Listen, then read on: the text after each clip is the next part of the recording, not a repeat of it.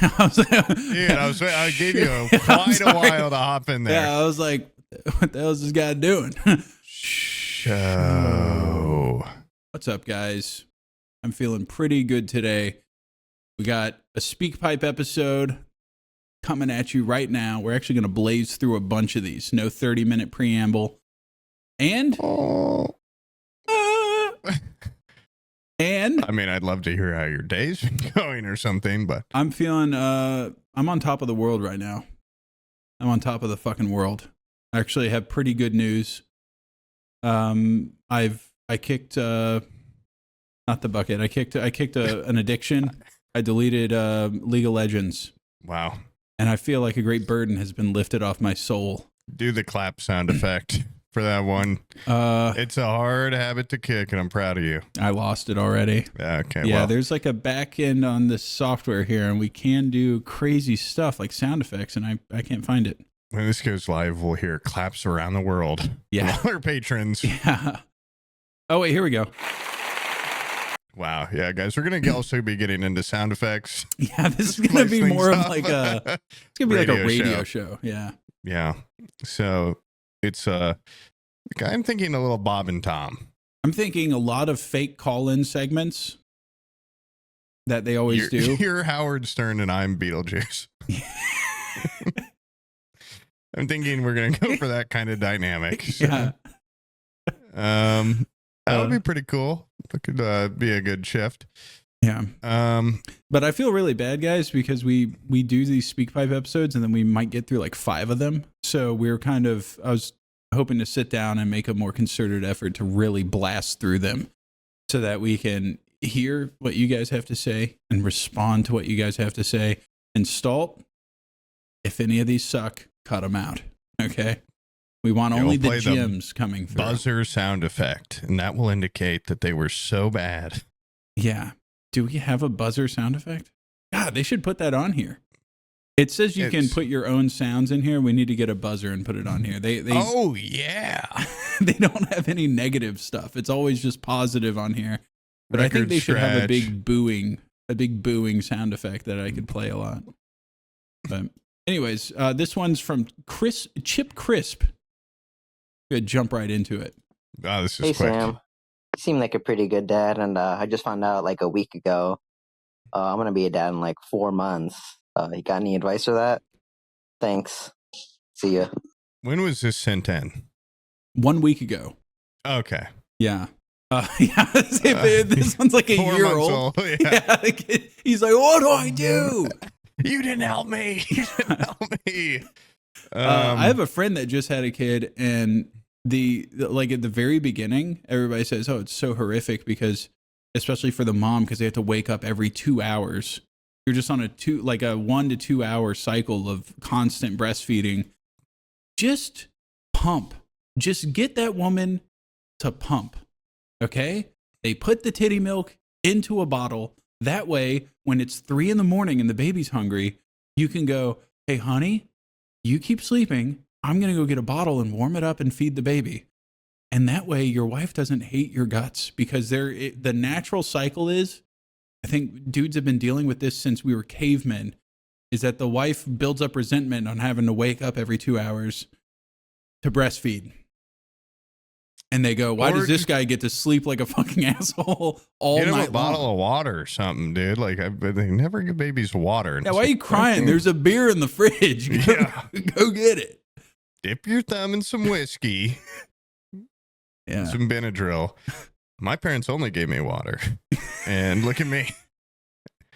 And I'm comparable to a Beetlejuice type. So, I feel like it's hard to mess up too bad. I am not a parent, obviously, so I have nothing to say. Yeah. But this weekend, I actually saw a baby that was 1 week old. Pretty scary. They're really tiny. I don't know if you know this. It's kind of like the opposite of this. Some animals are bigger than you'd think. Some animals are smaller. Human animal, when they're first born, they're very small, and their fingers are all long. And I'm hoping that if I ever have kids, I get that paternal like switch activated in my head. Yeah. But most of the time when I see a baby, I'm like, oh, not like disgusted, but like, like they ask if I want to hold it. Like, I don't want to kill your kid or so, it's just like, yeah, they look too fragile. I'm really scared. I wish you could just have a baby and it's like, boom, it's a toddler. You know what? Opposite for me. I love babies. I think babies are great. I loved having my babies. And then I had like this sling, this like wrap that I would always put them in. I edited so many videos. I recorded half of those Tarkov videos that you guys love. I did that with a baby strapped to my belly. I loved having babies. And somebody else's baby, I'll hold a baby all day. If somebody gives me the opportunity to hold a baby, I love holding babies. I felt bad, but I was like, get that little fucker away from me because it's creeping me out. It's smaller than I'd like to think they could be. Yeah. And they're like, I don't know if you, like both my little siblings, I was like 12 when they were born. So like, I remember them and my parents would be like, can you watch them? I'm like, oh my God, I'm going to accidentally fucking kill this kid or so. It's just like, it's a lot of pressure. Their shits are like so gross for a long time. And I didn't realize this at first, that the umbilical cord stays. Part of it stays on. And it's like this crusty little gross thing on their belly. Yeah, you have to watch out when you're like holding them up against you because they have this little piece of beef jerky scraping you. It makes me sick. Yeah, it's gross. It's disgusting. Did I tell you when mine fell off? Not when mine, but when Olivia's fell off of her, we found Gwen chewing it on the, like it was in the carpet, and because we were like, her umbilical thing's gone. Where'd it go? It shriveled up, fell off, and Gwen ate it. Oh, God. Gwen's tasted human.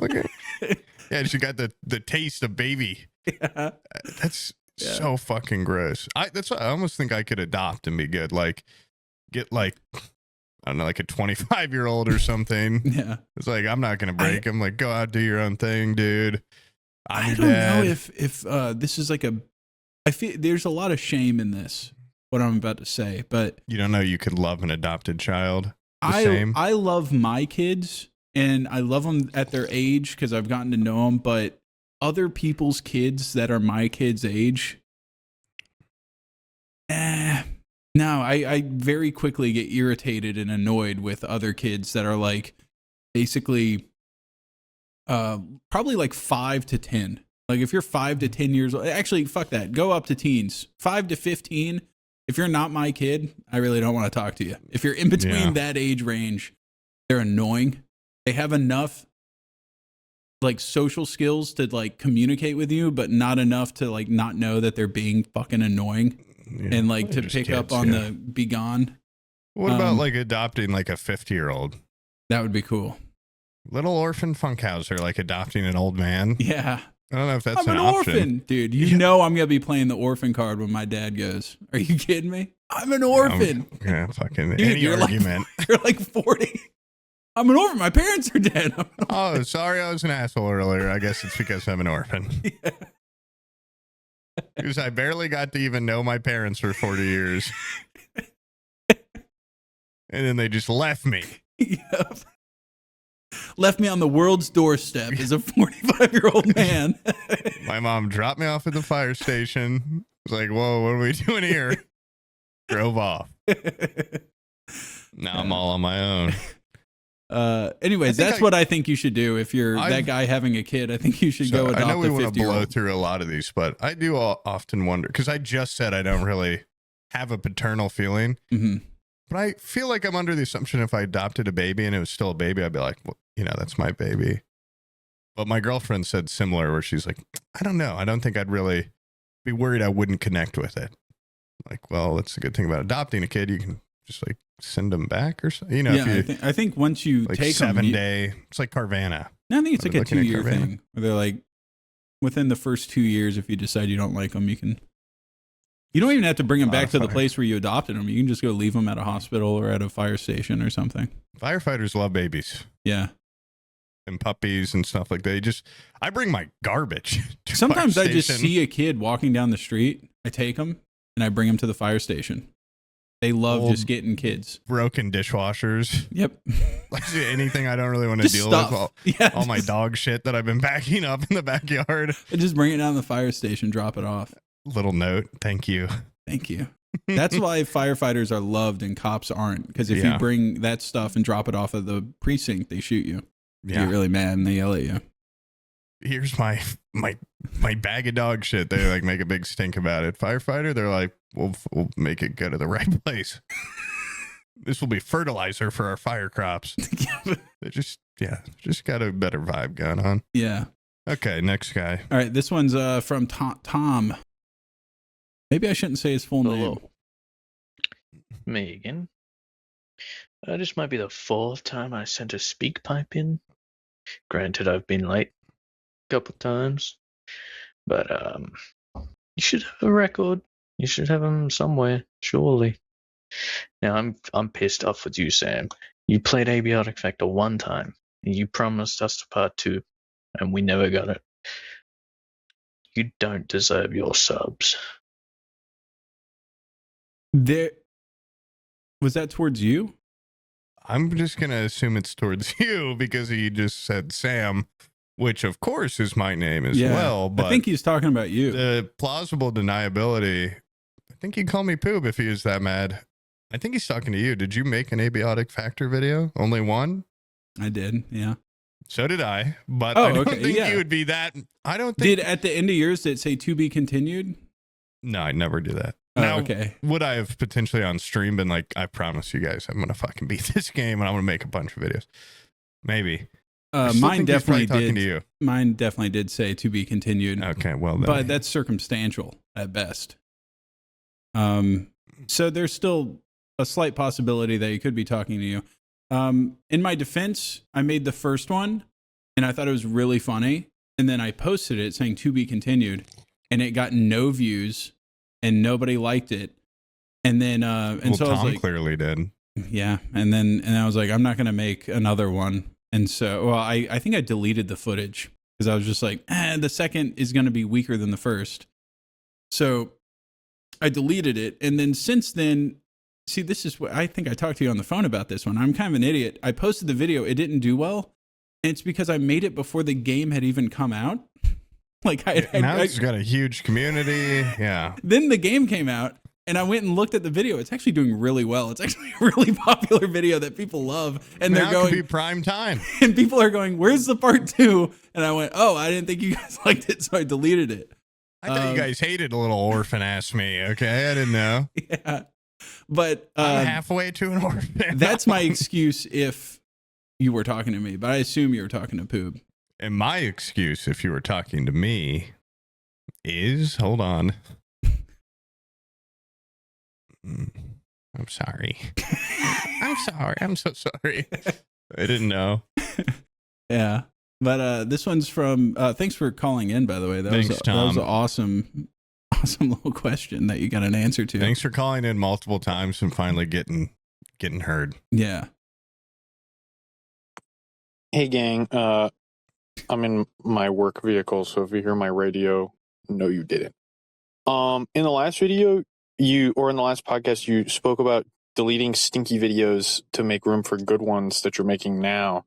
What happened to Bottom Bunk Turtle Farm? I used to love Bottom Bunk Turtle Farm, and I've listened to that story probably 100 times. I want it back. I don't even know if you deleted it. It might still be there, but I want more. I would never delete that video. You're fucking wrong. Right off the bat, go. I would never delete that video. It's not deleted. No, I'm talking about real stinkers here, dude. These are videos that suck that I'm deleting. That video as not historic pieces. Yeah, like Bottom Bunk Turtle Farm. Didn't that Shira video make a song about? Yeah, Shira made a song about Bottom Bunk Turtle Farm. Yeah. That goes along with it. It's the album was like art. A pop culture phenomenon for a while. That video I've also seen people was at the mall with shirts and shit. It's also like it's an odd video in that it's talking about Bottom Bunk Turtle Farm, like the story of my friend that had a turtle farm in his bunk on bed. The bottom bunk. And then the gameplay is PUBG. And then that song's in the background the whole time. And then it randomly goes to like a different game that I don't even know the name of. It's like a game that was, I think the Chivalry devs made it. I forget the name of it, but it was like Chivalry, but with magic. And just halfway through the video, I just switched to that game completely unannounced. That video, that's a fun format. That video's, yeah, it sounds like a video you would make now, I think. Just where it's like a VOD where I played a game for an hour. I'm like, this sucks. I'm going to play a different game. We're going to play a different game. Swift, make it all one. Make it all one. It's like a 2-for-1. And make a song about this story I'm telling.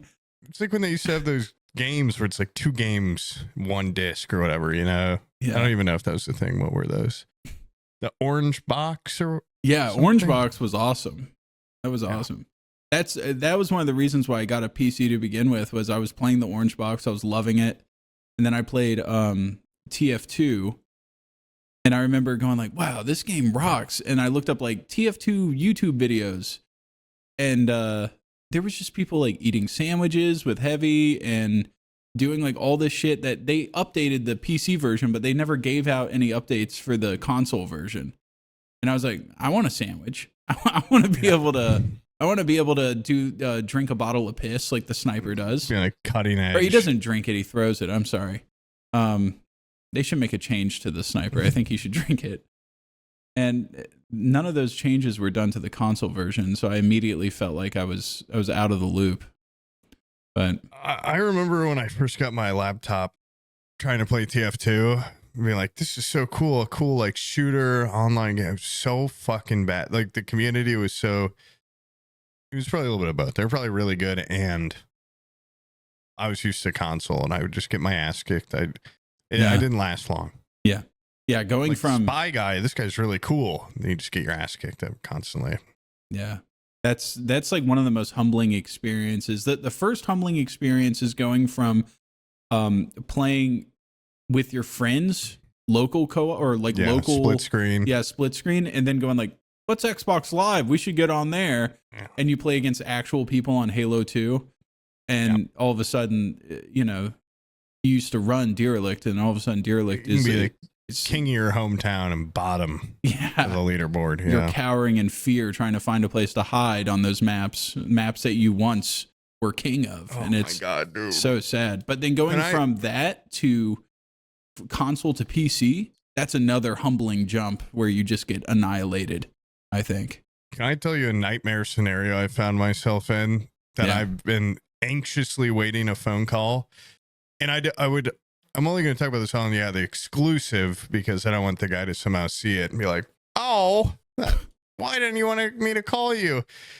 But I got a text the other day from one of my friends, and he was like, hey man, this is kind of weird, but my dad wants to call you and talk to you about pro gaming because he knows that you're a streamer, and he's starting like an esports team at the high school. And I told him that that's not really what you do, but he kind of wouldn't take no for an answer. And this guy is a teacher that was at my school that I never talked to. I honestly didn't even really like him. Like, he was a coach for one of the sports where I was always kind of like, that guy's kind of an asshole. And now he somehow has heard that I'm in the realm of gaming and misconstrued that I'm like esports adjacent or something. Yeah. And he wants to pick my brain. And out of my friends in Discord, I'm probably the least knowledgeable about esports. I mean, I don't watch LCS or anything. I don't watch esports. Every one of them is like a better option to talk to. But he is apparently very excited about talking to me about this. So I'm going to be, I don't know what I'm going to, it is funny when like call from a people random number completely out of touch. They just assume that, I mean, it's more like surface level than it is, you know. Well, like, I think a good arc for me would be I go and I become like the Ted Lasso of my high school's esports team. That would be.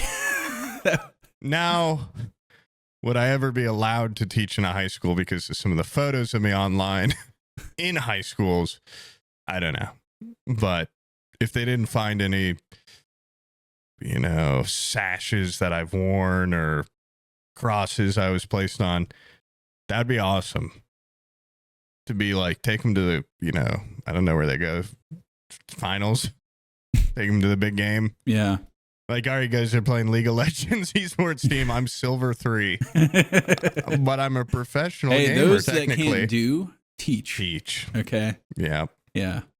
Okay, make sure to flash there. Okay. Now hook. Good. I just think it would be awesome. I'm gonna ask him if he'll pay me.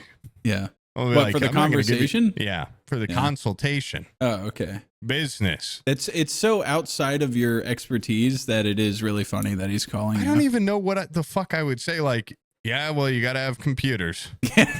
You gotta have do their headsets. index fingers work? They got all their fingers? You need those for the keyboard and Talk mouse. to me about peripherals. You're gonna want a light mouse, I think. Probably wired. I don't know. And you're gonna want good graphics. Oh yeah, those are important. Send me one of the computers you guys are gonna use at the school. I'll test it out for a while. I'll send it back blocked. My uncle would watch Big Bang Theory, and he's like, "You would love that show, dude, because you're like a Sheldon type, because he's like a nerd, and you're like a nerd." I'm like, if you even think me and Sheldon are even in the same, first of all, Sheldon doesn't game. Okay, second of all, he's an absolute dork. It's like two different types of nerds. It's two, like, I'm not as smart as Sheldon. It's geeks and nerds. Yeah, It's a big thing. huge difference. But like from the outside looking in, my uncle was like, "You're like Sheldon." I'm like, that's very flattering because Sheldon knows like math and stuff. Yeah. I mean, I could see if you didn't know anything about it, you'd be like, nerd. Yeah. They're all, they like the same stuff, but yeah, he's like a smart nerd. And I'm like a guy that wastes his life away in front of a computer type nerd. Yeah, he's got like probably multiple doctorates. Yeah. We're more like a more nuanced. Like I dial into one thing. Yeah. I'm not even good at the one thing I'm dialed into. Okay, I could not. Who is it? Yeah. Isn't Revenge of the Nerds like? Isn't that where they make the fraternity? And there's like that one greasy guy that wears like the white undershirt, and he has a toothpick in his mouth, and he's just gross. And you can tell he's not smart. That's like, if you're gonna classify him as a nerd, that's more like my avenue of nerdyism. And then I can't think of any character's name on Big Bang Theory, but I'd be more like the other guy that's with Penny. Remember her name? I watched some of that show when it came out. That was a good time for network TV. Watch a little bit of that. Watch a little 2.5 Men. Yeah. I'd be like, so I know you're kind of a 2.5 Men type, Charlie Sheen. Can you tell me about pussy? Like, I would take that conversation from my uncle. A lot more. I remember like my mom old found Sheldon. out that the boy in 2.5 Men didn't sing the intro song. She was like, that wasn't actually him singing, and she was so upset. That's horrible. He was so talented. Yeah. I remember finding out how much money that kid was making and being like, I hate that fat fucker. It should be me. Dude, you have to kind of bow to them a little bit, because those were like some of the last like huge big bucks being made in network television before network television died. That weren't like NCIS. Yeah, or like Grey's Anatomy or something that's been going on for like 20 years. Like, honestly, even the lady that plays like Meredith Grey, like, people shit on her, and people shit on, like, I think it's very common. People go like, they put on a pedestal people like that are actual like actors, like Jack Nicholson, and that take their craft very seriously. Movie actor versus TV actor. Not even that, but like people that are more selective with their roles. If like they don't select TV as much, or they, don't just do every fucking movie that comes towards them. I think even if I was offered a role like, hey, you get to be in the soap opera for the next 20 years, that sounds like an awesome job. That's a consistent job. That rocks. I would rather do that than a profession where you could go like 4 years and you're out of the game. Yeah. I would rather. Like, you want to be Big Bang Theory, you want to be the mailman, be like, oh my God. Gunther from Friends. Yeah.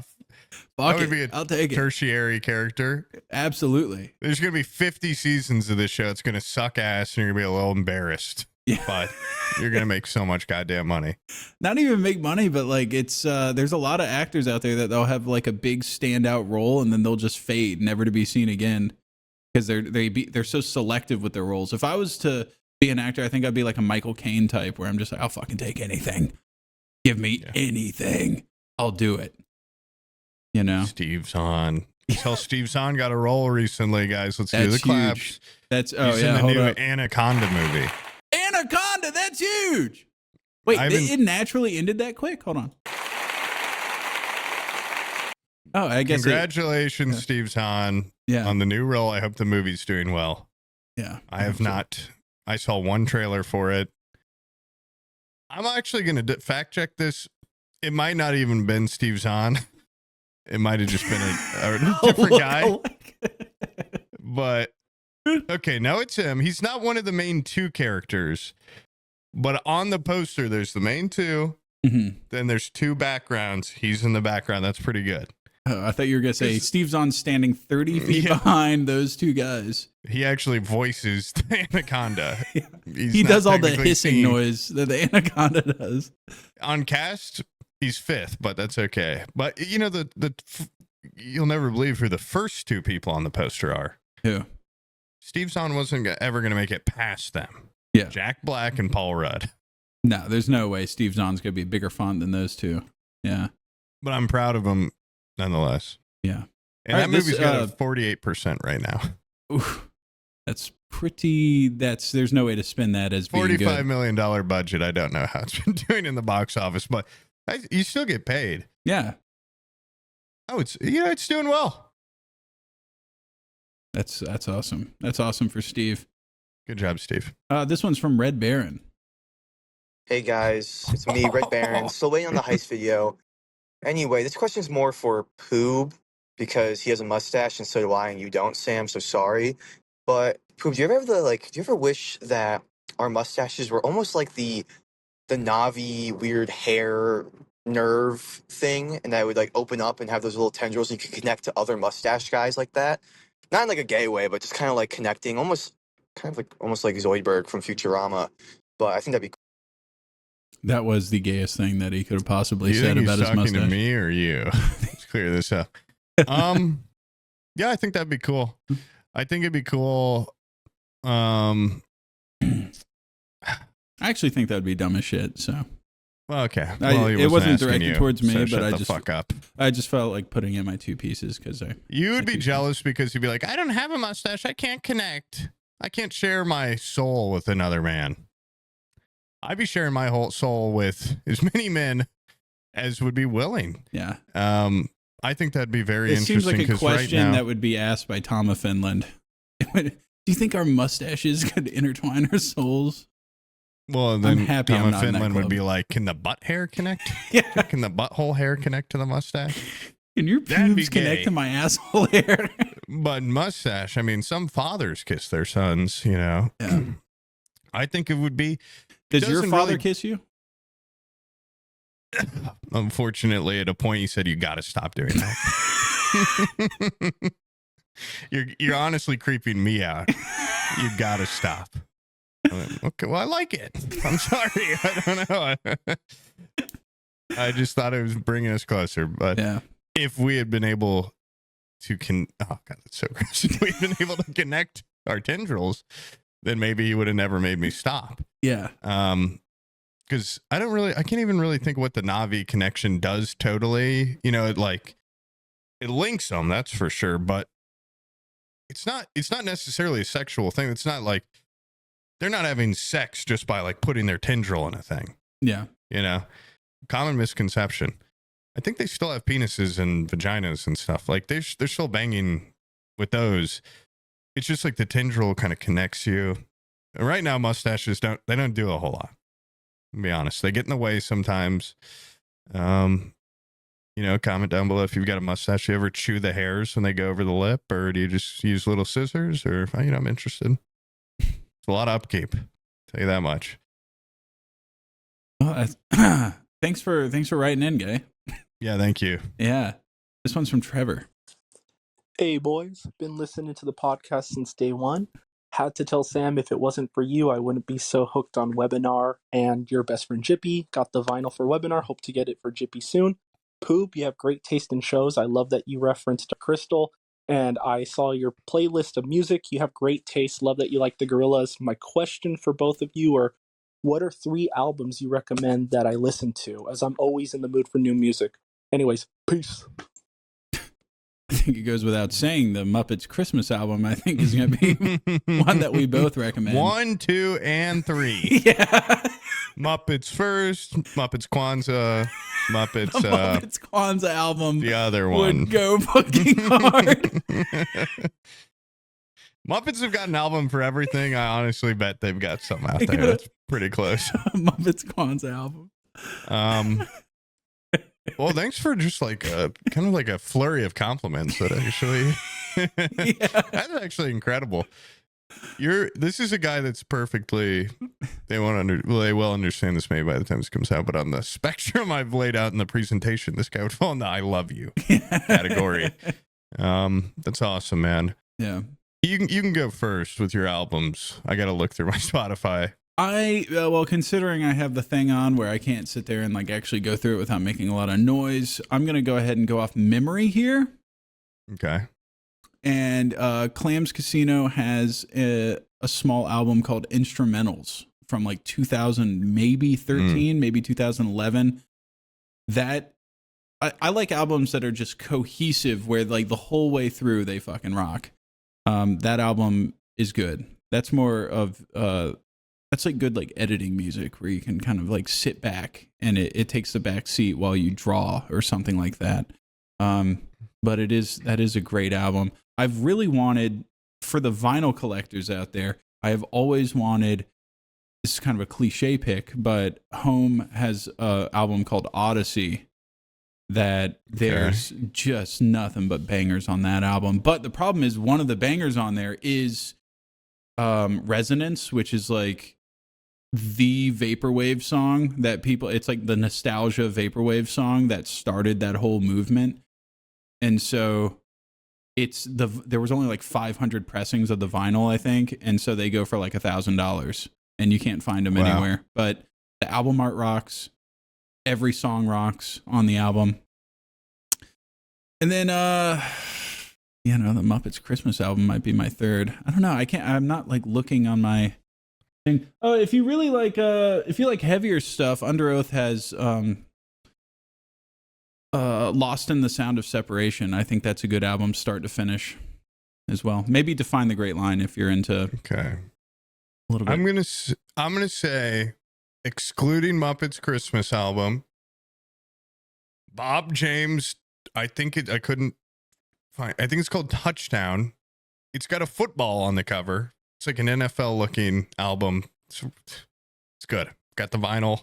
Listen to that when I'm looking to just kind of lay low. Yeah. It's jazz, right? Yeah. Yeah. It's good. Yeah. It's good. It's good background. Wait, isn't there like a title track? Like in the album's Football, but isn't there a song called Football on the album? I think it's called Touchdown. Or is Let me look it up. Yeah, I'm sorry. Football's on the cover. Isn't there a song called Touchdown on the album? There is one called Touchdown. Okay. Yes. Yeah. I've heard some of that album. Oh, the album's called Touchdown. It's 5 songs. Caribbean Nights goes really hard. Touchdown goes hard. He also has one that's just called like Hot Dog or something, or it's got a picture of a hot dog on it. It's called H, and it has a hot dog on it. I've got that one too. Snowbird's Fantasy is pretty good. Then I would, for some variety, I'd say, is it called The Never Story? I would say JID. Yeah, The Never Story. And then Faye Webster's. Okay, hold on, hear me out here. What's this one called? The one where she's eating chocolate on it. Atlanta Millionaires Club. That album rocks. Okay. Just a little, going through some different eras. Yeah. But I was hanging out with some people that were into Faye Webster at the time, that album coming out, and I ended up seeing it live. She played in Indianapolis, Louisville, and Cincinnati, and I went to every show with this friend group, and it's really good. It's It's really good live. Actually, I also have if I could retract one of mine. There is an album I've been listening to recently that at the time it came out and I was like, this stinks. But have you ever listened to Coheed and Cambria? No. Not a big Coheed fan. They had an album come out. This is how fucking old I am. Because in my mind, I go like, oh, it's one of their new albums. This album came out in 2009 called Year of the Black Rainbow. And when I was really into Coheed, I was like, this fucking new album stinks. And then since then, I've listened to it quite a bit. And that album fucking rocks. That album is, music's very, what's the word for it? There, like, it's something that you may love. It's subjective. It's not that it's subjective. It's very much like, what kind of mood are you in? What kind of headspace are you in when you're listening to it? You know, something go through a breakup. You listen to some Frank Ocean or something. Yeah, and what sucks is like when you're really feeling something and then you recommend it to somebody else and they're not in that headspace at all and they're like, stinks. Yeah. Yeah. But I think as you get older, you get a more varied life experience. And so you're more open to different varied sounds. I did varied artists and genres because hoping at least one of them. I mean, those aren't my 3 favorite albums, but yeah, it's what came to mind. And I've also been listening to a lot of Goldie recently, but I don't know any of his albums that are like, I like a good like start to finish album. But I've been that was really also into a tough one. Is I've got a lot of songs where I'm like, I like 2 songs on the album. I think a lot. You and Bizzle were the 2 people that they broke me from just listening to albums. Because you're very much like your music videos and full album. Yeah, I would listen to because I thought like it just seems weird to me. Open up a book and be like, I'm gonna read the 4th chapter and then put it down. Like I feel like a lot of music is. This entire album is one cohesive artistic expression to just listen to one song. Want you to listen to it. Yeah. And you're showing respect to the artist. I also grew up with my mom going, hey, we're going to listen to Alanis Morissette this entire ride. Boop, poking the CD and we just listen from start to finish. Oh my God. When I'm on a road trip, I'm driving 40 minutes with my girlfriend. We always listen to her playlist because she's driving. Okay, so I'm not going to complain about that. What are you talking about, dude? The driver does not pick the tunes. The navigator picks the tunes. Listen, I know you've got the perfect life with the perfect systems in place. Okay, but that's not how it works in the real world. In the real world, the person they navigate in the passenger seat and they select and curate the jams. In this day and age, they just pull it up on CarPlay and then they go, I'm driving, I'm going to listen to what I want to hear. That's and insane. if I'm lucky, every couple of rides, I might get a song. So what do you do in the passenger seat? Just sit there and fucking scream internally?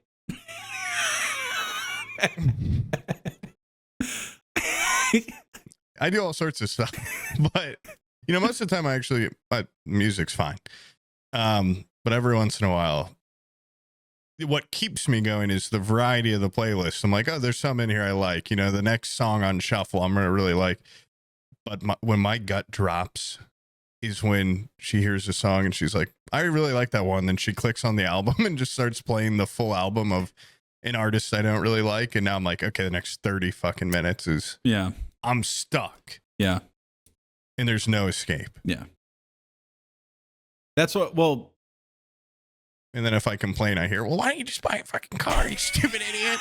And then I start crying. Okay, so the shuffled song, like if you're riding in a car, I feel like you should listen to just like a shuffled playlist. That way everybody gets, you get the something. But you got potential. Yeah. It's at least a gamble. Like the next one might be better. Yeah.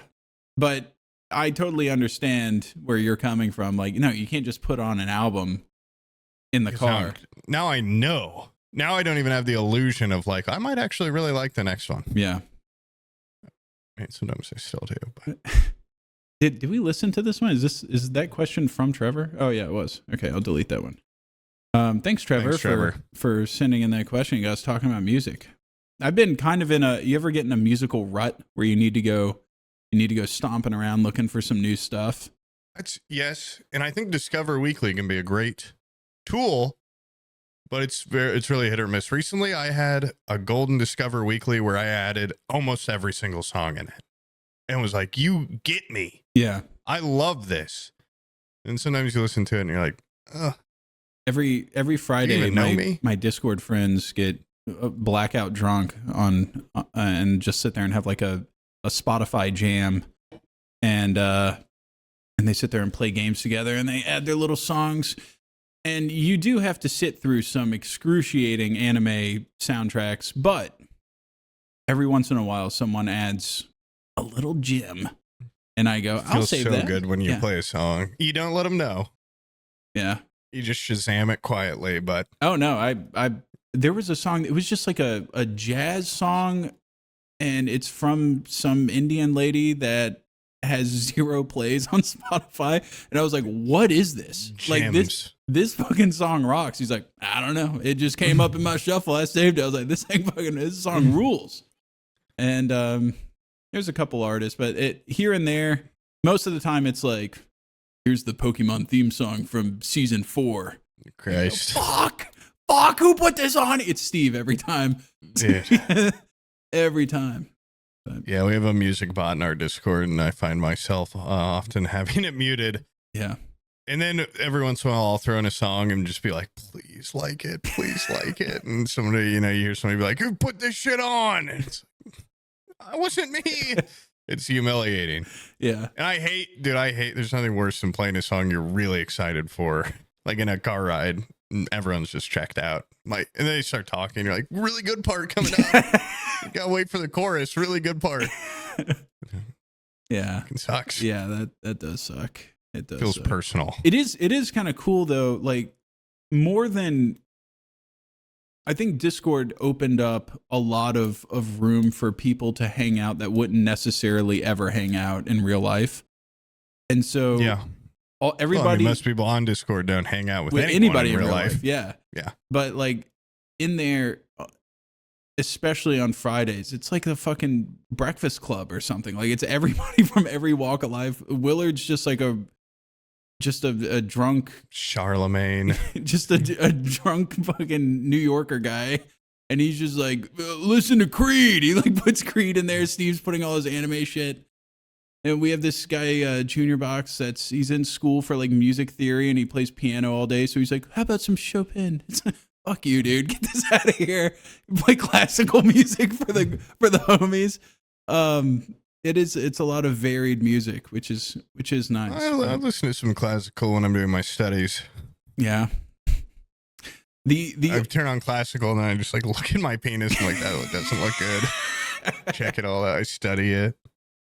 New mole. Do you have like a classical song where you're like, they really fucking went insane on this one? This one's good. There's a ton of classical songs where like I don't know the name of them, but everyone knows them, and I think Mozart has they go crazy Requiem song that everybody knows. Like if you played some of it, people would be like, I know that's all royalty free, so it's in a bunch of movies and stuff. That I don't think there's a single song that goes that hard made before the 20th century. That song fucking rules.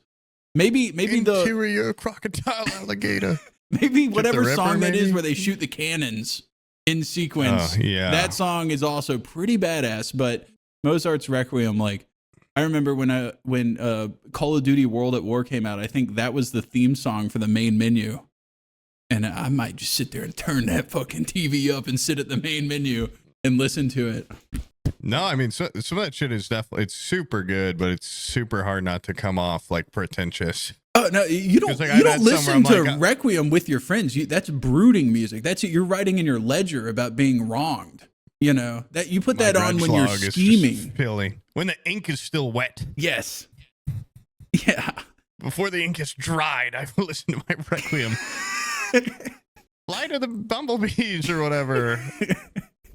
Yeah. Yeah. Anyways, thanks for sending that question. This one's from Clay. What is America actually like for a guy that's never left fucking England? Shit's miserable as fuck right now.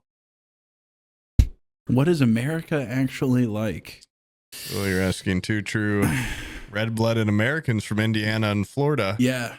So we can give you the real answer. The real scoop is it kind of rocks in a lot of ways, but we do have a certain media machine that makes it seem like it doesn't rock in a lot of ways.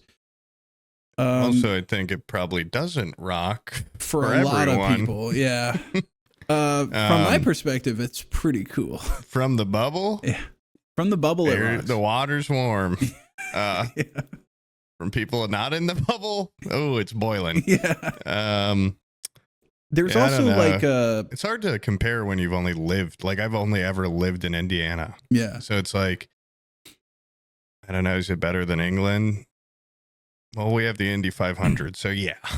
But yeah, it's like I don't have a lot of points of reference. Yeah. Because you go on vacation to somewhere, I went to Paris, I'm like, this place fucking rules. You can just go, you can walk everywhere and go get a little biscuit and some tea, get a little pastry. I fucking love that. I mean, that's my biggest dream, is to be able to walk out my front door, go get some food, walk back into my house, sit on my couch. Remember, America's really built for cars. Yeah. When Aqua used to live in New York City, he lived above a cafe. And he was like, I'd just order something, and then they would walk it up the stairs to me. You didn't even have to go outside. I'd be fucking 500 pounds. But then again, would I? Because I'd be walking a little more. Yeah. Now it's like I get in my car, I turn it on, the ignition doesn't start, it blows up, I get it back out, I order Uber Eats. And if I were in a big city, I'd probably walk places. There's also kind of a cultural difference where I feel like if you're prospects, you don't have a lot going on in the US. If you're kind of just like a bum that, not like literally homeless, but just like have, like a low end job and live with your parents, it's not as acceptable here. Whereas I feel like in mostly like Western Europe, it's kind of like, it's more of a chilled out area. It's more acceptable. Mm-hmm. I feel like there's more of a push in the US for you to be independent, have your own place. And we have grind set. We have a grind set. And I feel like, I have friends that really don't have a whole lot going on that are in Western Europe, and they seem to be just chilling and okay with it. But then the same, I guess, life situation, if they lived in like, I don't know, Nebraska, I would be like, how have you not killed yourself yet? Would they be more sad? Yeah, it's more, I feel like it's a culture of, it's more sad to be in that life position here than it would be. We've got high expectations as Americans, people want us to be Superman. Yeah. And, sometimes we don't always live up to that expectation, but we are better. There's no chilling in the US. You're on the rise or you're falling like a rock. And people don't want to associate themselves with somebody that's not rising. Yeah, watch American Psycho. Yeah. I'll tell you everything you need to know. That's us. That's how we all are. Yeah. We put on these clothes to do the podcast so we seem relatable, but outside the podcast we dress exactly like in that movie. I do skincare like him. I do 1,000 crunches every morning, just like him. I don't do everything he does, but I do skincare. Yeah. I feel like chasing a woman down your apartment hallways with a chainsaw, not a good look. That's not something that I would do. It's more of a Texas thing. Yeah. Right? I thought that was kind of out of character for him. Chainsaw massacre ref. Yeah. Axe murdering in your apartment, not a great play. He was begging to be caught. So our lives are very similar to him. Was he really caught? I don't really remember how the movie goes, but was it like in his head or something? I think some of it was. I'm pretty sure he didn't feed the cat to the ATM. I think Willem Dafoe was in his head because nobody looks like that. Yeah, that guy was 100% fabricated. The deepest recesses of his mind. Yeah. Only a true psycho could conjure an image like Willem Dafoe. He doesn't even acknowledge it. Yeah. Which is how you also know it's fake. If I saw him in a business meeting, I'd be like, Jesus Christ. Oh my God. Love you, Willem. Yeah. But yeah, so that's your answer. Yeah. Sorry. It's awesome for some. Yeah, awesome for some, not so awesome for most. So maybe like England. Yeah. Pretty much, okay, I would think. Thanks for calling in. Actually, most of my British friends they do seem to have a very similar thing going on where they're like, you ever met someone that's just living in like a very small town in America and they're like, I want out. I need to leave. I need out. And they're trapped in their small town.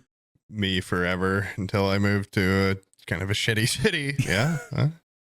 That's made it all the way to Indianapolis, best city in America. Yeah, I get the idea. I get the feeling. That's most of my British friends is they're just like, I'm nowhere near London and it fucking sucks so bad. Yeah. I'm out in the middle of nowhere.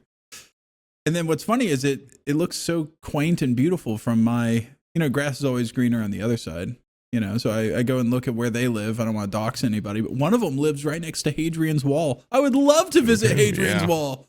It's beautiful up there. I read a book on that wall. Yeah. It's awesome. And then he seems to have no respect for it.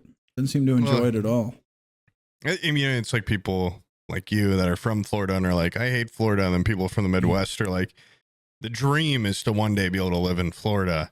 Nobody says North Florida. No, nobody says Tallahassee. Yeah, nobody says I want to live up in the big swamp. But you know what I mean? Like, up here. I had a friend that grew up in Indiana. They didn't like it when they were here, but then they moved to Florida and we're like, you can't climb any of the trees. There's no, like, all the fucking, you can't walk around the woods. Everything wants to kill you here. Yeah. All the trees are spiky. That made me appreciate it a little bit. I'm like, that was one of the first things that I loved about when I went to Maine was I was like, it was just like an actual forest where just like a fairy tale, you could, just walk in. And our forests here are just like brambles and briars between every little can't see 2 pine feet tree in front of you in Florida. Yeah. It's a big and wall there's lizards of running around kudzu, everywhere. And there's snakes everywhere. And even by the beach, it's like you walk 1 foot off the sand, you're going to get poked. Yeah. Everything's pokey there. For one of my uncle's birthdays, I found a bunch of these historical maps and printed them out for him and gifted them to him. Because he really had like a love for not just Uncle the area, but how it developed over time. And so there's stuff like, like in town, there's like the Proctor dealership. And if you go back to those old maps, like the Proctors have been here forever. And they had like the Proctor plantation. It shows their place in like the 1840s. And in one of the maps, this was like when the Spanish had mapped out Florida, right over where Tallahassee is before it was a city. They just had fucking marked it off the map. They were just like big old swamp. They just called it like swamp area. Don't even bother going here. This place fucking sucks. Big magnet moves in. We shouldn't go there until they build some sort of electric magnet. Don't even bother. Don't even bother showing up.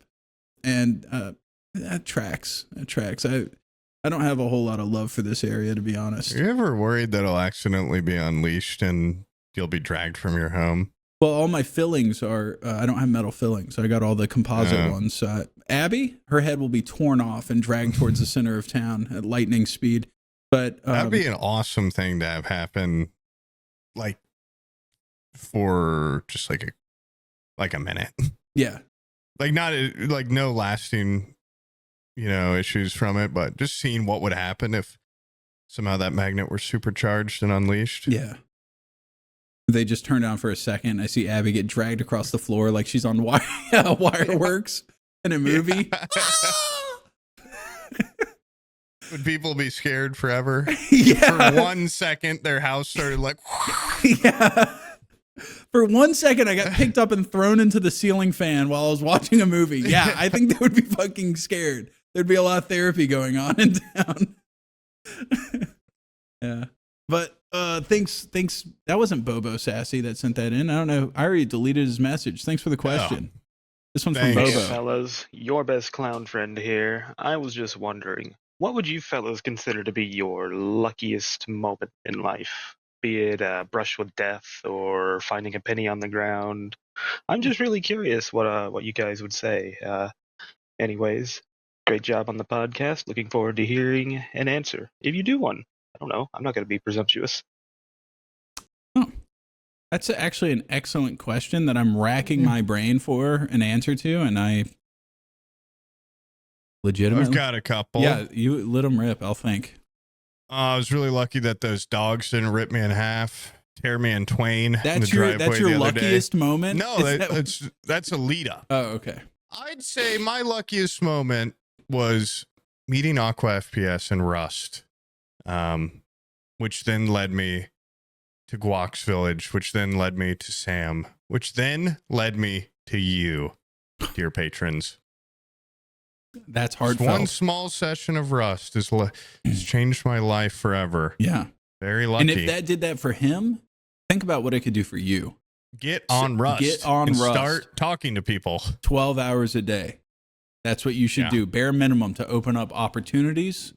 If you want to own a house one day, you're going to be playing a lot more Rust. I was clocking 12 hours a day. Yep. And then Aqua FPS changed my life forever. He didn't really, he didn't do a lot, but he invited me to be at the right place at the right time. So I think the luckiest thing was that Aqua was born. Yeah. That Aqua's the luckiest dad thing is that his parents pile were drive fertile. Aqua's mom. Yeah. 30-something years ago. That a caveman, however long ago, wasn't ripped in half by some sort of animal. Yeah. And that Aqua's, caveman descendants were able to bang and bang and bang and be fertile. Aqua's grandma and have bang. Healthy. Yeah. Thank God Aqua's grandma was so smoking hot and his grandpa fell in love with her immediately based on the shallow aspect of her supple breasts. Oh my God, dude. We could talk about Aqua's grandma's boobs for hours on here, but I can talk about how lucky she was because of his grandpa's hog for another 20 minutes. Yeah.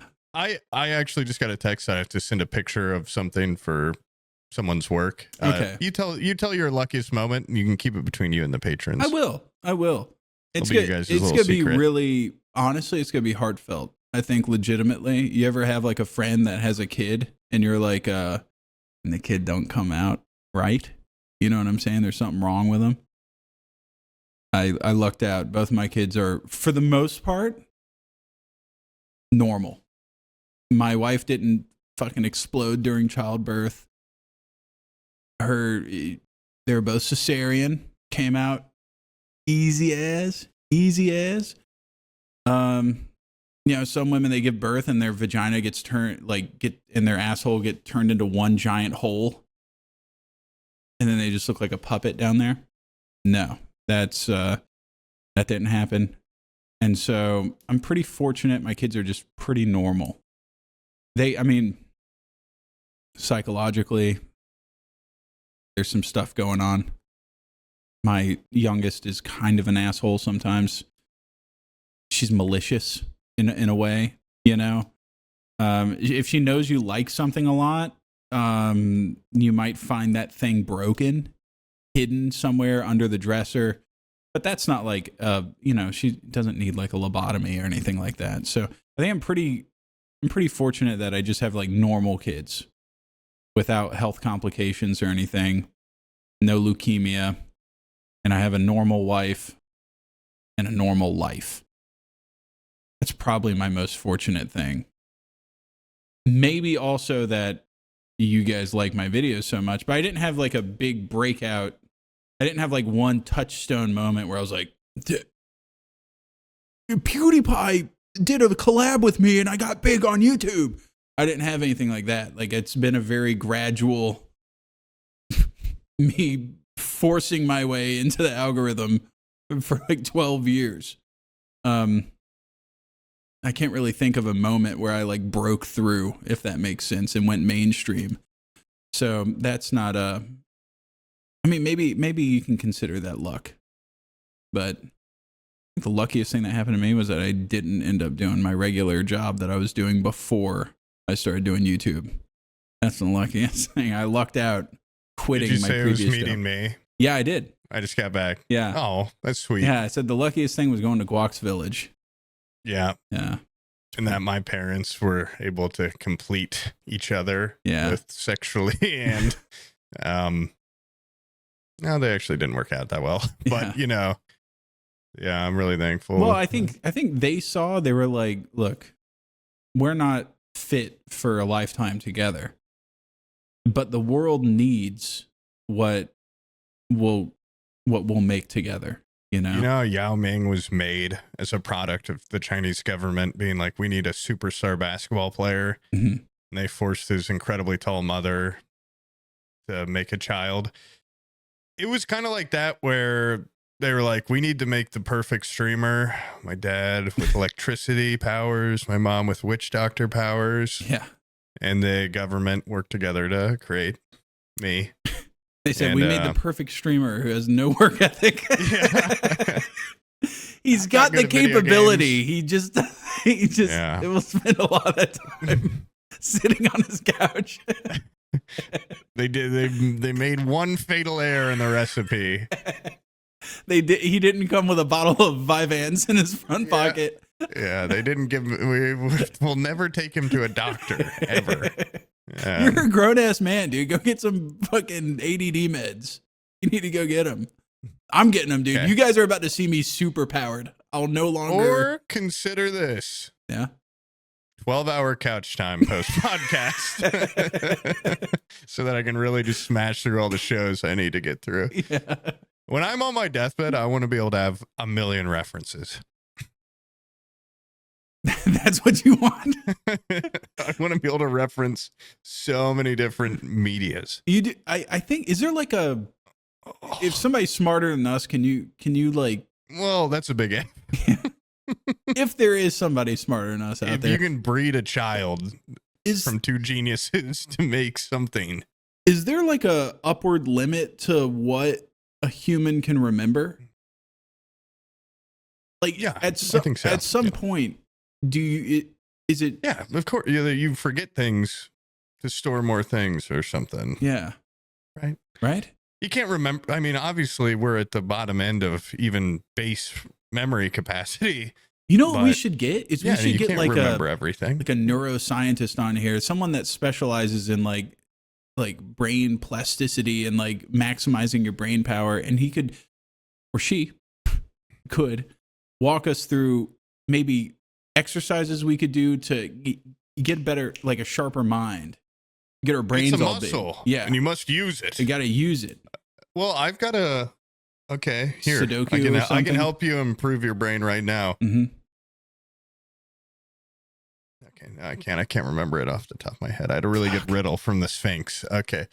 What has riddles are kind of one of those things where you have to remember it verbatim because you can't leave a whole you can't riff a fucking riddle. There's one that was really long too, about like what has neither fingers nor thumbs. No, it does have fingers and thumbs, but no bones. It was gloves. But okay, here's a really easy one. Okay. Here's a simple one. Yeah. What can you catch but not throw? A cold. Exactly. Whoa. See, how much smarter do you feel? Can you remember more? I'm feeling pretty good right about now. Yeah. I bet you could remember that whole gloves riddle. I never heard it the first time, but I'm sure if I had heard it, I'd probably remember it. Try to keep my monstrology book on hand so I could always get to the Sphinx riddle page, but it's not. It seems to have misplaced it. I don't remember where I put it. This one's from Seth McFartlane. That's awesome. And his email is ptiergriffin@fam.guy. There was a couple times when I was a kid, I watched Family Guy when I was crying because, cheer me up. You just can't watch Family Guy and cry, and I just want to thank you guys for that. Yeah. Oh, you're welcome, man. You're welcome for that. Yeah. You're welcome. That's Stewie. You're welcome. Yeah, Hey, you're welcome, Joe. Yeah. Peter, you're welcome. You're welcome. Yeah, we didn't have a lot to do with Family Guy, but we've watched it, and I also enjoyed it. I think Family Guy gets a lot of flack now, but I think if I was to ever make a show, I think like just throw every conceivable joke at the wall and see what sticks is not a bad format. You know, what I like about Family Guy is like, yeah, there's some stinkers in there, but like eventually they're going to hit. I'm not going to lie. You want a good 20 minutes? YouTube Family Guy best fight scenes. They've got some really well choreographed fight scenes that are really funny. And I've been getting TikToks for the past couple months of like Family Guy funniest moments. And sure, it's like 20 years of content and they get like the same 5 clips, but I was like crying laughing once in bed watching them late at night. And that with the editing that the TikToker was doing and stuff, it was really funny. And I saw my girlfriend get the ick because she was like, I'm trying to go to sleep. What are you laughing at? And I showed her and it was like top 10 funniest Family Guy moments. She's like, I fucking hate Family Guy. I'm like, she hates really Family Guy? What? It's not for everyone, I guess. What the hell? Dude. It's kind of like Rick and Morty. It's not for the simple. Yeah. It's a little. Okay, go watch your Marvel. All right. I'll watch Family Guy. She doesn't like those too much either. Go watch Young Sheldon. Yeah. Okay. Yeah, I remember on Lethal Company, there was a mod for like the TV, like make the TV inside the spaceship trailer thing. Yeah, you can like put YouTube clips on it, and we just sat there in Lethal Company and watched like Family Guy funniest moments, hour-long compilation. We've got funny moments. And you come back with some stuff from the scary house, and you go, you know what? I'll sit here for a second and watch a little bit, and then I'll go back. I had the first couple seasons on DVD, uncensored. Shit was awesome, and I have still somewhere the Star Wars Blue Harvest or whatever Family Guy Star Wars DVD, and I had a pretty sick T-shirt that was them as Star Wars characters. I think the Star Wars episode I like more than just regular Star Wars, to be honest. Enough of you. Yeah. With you. Yeah, I'm sorry, like there's some things from that show that are just culturally like relevant that people still like. It insists upon itself. Like there's still parts from that show that. I saw a dog that couldn't use its back legs recently. Thought of the dog from Family Guy. So that's like that old pervert that's always like molesting Chris. Yeah. That's like his dog. Yeah. And he's always whistling. People always back in the day, they'd be like, you want some popsicles from, people love that guy. Yeah. Joe, Peter, I could keep going. Quagmire. I used to have an awesome, I think I've probably just said this before, but I had a rotating lamp. It was like, do you remember those lamps where there'd be a light and a plastic casing that would spin? And it was a beer of the Pawtucket. Family Guy beer. Yeah. Lamp. That's awesome. I got to see if that's a thing I can buy now. I would just sit there and watch that thing for hours. That's awesome. A lot of people shit on Family Guy because like all their characters got like, what was it called? Flanderized, where they kind of boil them down to like their basest components and make them very one-dimensional, which I feel like is going to happen with such a huge ensemble cast. They have like 50 different characters at that point. But I think my favorite thing that they did was turn Joe from like this macho guy that is macho despite his disability to, I saw a clip from one of the recent episodes. Why are they so fucking mean to Joe, dude? So mean to Joe. And there's an episode where they're like tired of him, and so Quagmire just gets up, wheels him away from the booth at the bar, and just puts him in the corner, and then puts a broom behind his wheels so he can't go back. And he's just left there. So sad. He's left there in the corner. Mean to Joe. Yeah. There's also a great Brian. episode I really needed that today. where Bonnie goes to buy a house. Like Brian's like a realtor, and he is showing houses to Bonnie, and they get like, she is looking at this house. It's like a huge mansion on a cliff, and the fucking foundation's failing. So like the floors are sloped to these big French doors that just go off the cliff into like rocky water. And Brian's like, are you sure you want to buy this? Like Joe's not gonna be able to get up these stairs. And she just like puts a dummy in a wheelchair and lets it go, and it goes like whew, out the French door and crashes into the rocks. She's like, I'll take it. I'll take it. Yeah. No, I love what they did to some of those characters. Yeah. Yeah. I personally, I love chicken. I love the chicken. The chicken stayed very consistent throughout the show, I think. He was just fighting. He was fighting the entire time. Is the thing still going? It is. I just got a notification that said uploading recordings. But maybe I'm tripping. Dude, are you fucking up the Patron exclusive? I'm sorry. They should never see behind the scenes. Yeah. If you The can see movie what magic. I see right now, I have the full scope here. I see the producer, I see the I'm putting audio a white guys with the padded boom room. mics. These are fake. I have a boom guy that's dangling a mic above your head right now. I can see him. Edit in the Yeah. coming down and Yeah. Now it should be working. It says 1 hour, 10 minutes. anyway, dude, you're so welcome, Peter Griffin, for us being a Family Guy level thing for you to Yeah. listen to. It's actually a really He big didn't even compliment. like mention us in that. I don't think he just said I like Family Well, you're Guy. welcome for Family Guy. Yeah. Thanks, man. E-tier Griffin at fam.guy. It's so funny that was his name and email, and then he brings up Family Guy. Yeah, Seth McFartlane. E-tier. It's funny. Yeah. Yeah, that's a good one. All right, this one's from Clayton. Howdy, Sams. So I'm a John Deere mechanic up here in North Dakota, and the other day I was listening to the podcast under a tractor, naturally, and one of the jack stands clunked and made a huge noise. Scared the shit out of me. I figured if I were to die, I wanted to die. Listen to the Forehead Fables podcast. Well, thank you guys. See ya. We can make that happen. We can assure you. There are like a million things that I'd rather die listening to than this podcast. I'm sorry. If you're listening to this, you better be doing some safe shit. Okay. Yeah. Yeah. Put on some. Because you might laugh so hard you hurt yourself. Yeah. You should be strapped to a chair. Dude, no weapons. With how long this show's been going on, do you think there's somebody that's just been like watching the show, listening to it, and then they just like, get into a head-on collision or something?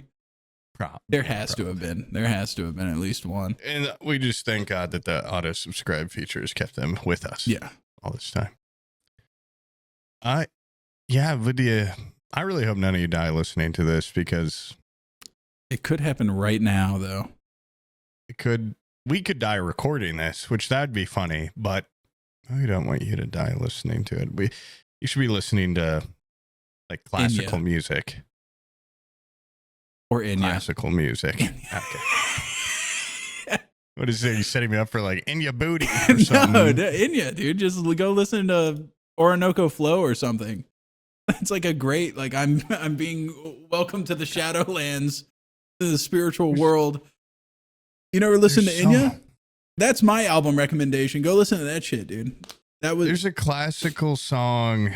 God, what is it? There's one I actually do really like, where the story behind it's really cool too.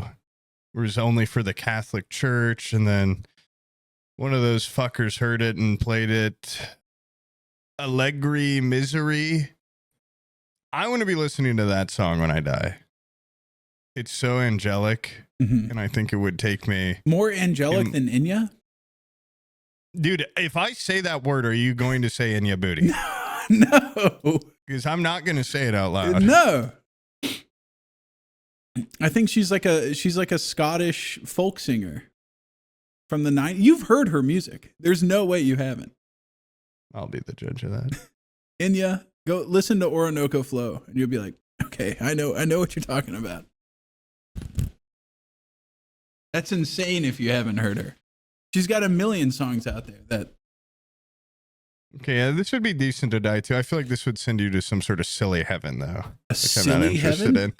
It's got a little bit of a silliness to it that I'm just not interested in. The man that loves whimsy does not want a silly heaven. Allegri Misery. It's got this kind of like haunting, like, you are going to heaven. I remember I was reading this book that was really good. Martyr takes place in Indiana.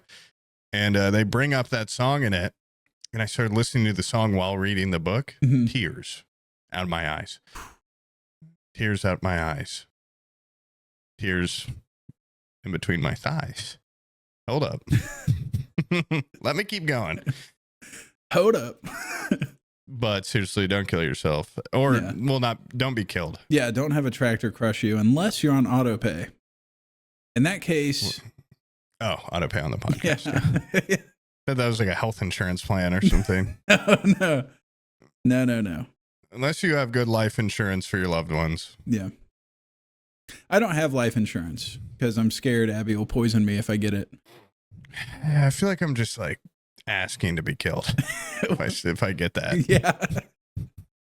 It's like me buying a way out for Abby. No way, Jose. Yeah. I'm gonna live forever. You're all coming down with me like a medieval king that was buried with his dogs. Take good care of me because I ain't got no health insurance, life insurance. Yeah. But anyways, this one's from Jacob. Question for both Big Sam and Little Sam. Little Sam being a enjoyer of shiny things and collectibles. Big Sam being, I think you're into like financial shit, or at least taking care of your family. Y'all thought about like precious metals at all? They've been going up quite a bit lately. Pretty hot. Y'all think? It's funny after hearing you say that you're not interested in getting life insurance. This guy's like, yeah, I know you love taking care of your family. I'm not leaving them anything. Up to a certain point. Yeah, up until a certain point. I want them. I want to take care of them, but I don't want them to not need me. If that makes sense. Yeah, it makes perfect sense, actually. You know what's great is this one was sent in 3 weeks ago, and I think that was right before the gold crashed. I think the prices of gold, people were astounded. They were like literally like half the U.S. economy's worth of money was dropped out of like the gold price. Like someone made an insane amount of money just selling gold. I don't know who, I don't know how, but I wasn't following that too closely because I didn't have any precious metals or anything. I didn't have any. Yeah. You know. Well, usually in times of financial uncertainty or in times of bad inflation, people will buy gold as a way to store wealth because it has a certain stability that regular dollars that are backed by countries, don't necessarily have. And then all of a sudden that whole entire idea was wiped out when I saw gold prices they went skyrocketing. I was like, that's unusual. Gold's supposed to be just pretty consistent. They went up really high and then they came crashing down. And I thought they were just going up because of all the tariff scare. Are they lower than what they started at before the rise, or was it like a little crash? Or? I just saw like an insane amount of wealth being basically destroyed. I don't know the actual numbers. Yeah. I'd love to get my hands on some gold. I would love gold too. Actually, we have a scheme. I love gold. We have a scheme ahead of where we're going to get some gold. Yeah, I would love for the prices to go back up after that. Yeah. Find a fucking I want to get worthless. I want to get enough gold where I can go, yep, that's real. Yeah, it's soft. Oh boy, that means it's gold. Yep. I'm gonna, when we go to get some gold, I'm gonna bring some gold spray paint in case we don't find any. Then we can at least spray paint like a dog turd and be like, Omid, fucking see if this soft, Omid. See if this is real gold. What if you swallowed it whole? 24 karat. It broke right off. Yeah, it's just real gold. Runs to the airport, goes home. It's mine now, losers. If I find any gold, I'm gonna hide it underneath my thumbnails or something, or in between my toes, like blood diamond. Yeah. You're gonna be like patting me down, full naked body search. Where's that gold at? Let me see under your tongue. Yeah, but we don't really have any insight into gold stuff, Jacob. Gold. Thanks for that question, though. Schmucklefingus. Hey guys, Schmucklefingus here. Just want to say, long time listener, long time viewer. My question was, did you guys bury Brian, or did you guys cremate him? Anyways, love you guys. Have a good one. Bye. Schmucklefingus out. Schmucklefingus out.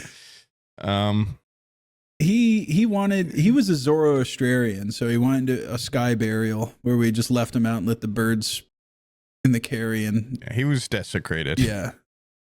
Pick him apart and fly away with him. He wanted total evisceration, and he got it. Yeah. Yeah. I saw a couple stray dogs going after him pretty hard for a while. Yeah. He wanted us to run his body through one of those big, like, trash shredder machines that they dump cars into, and then take his cube into a wood chipper. Yeah.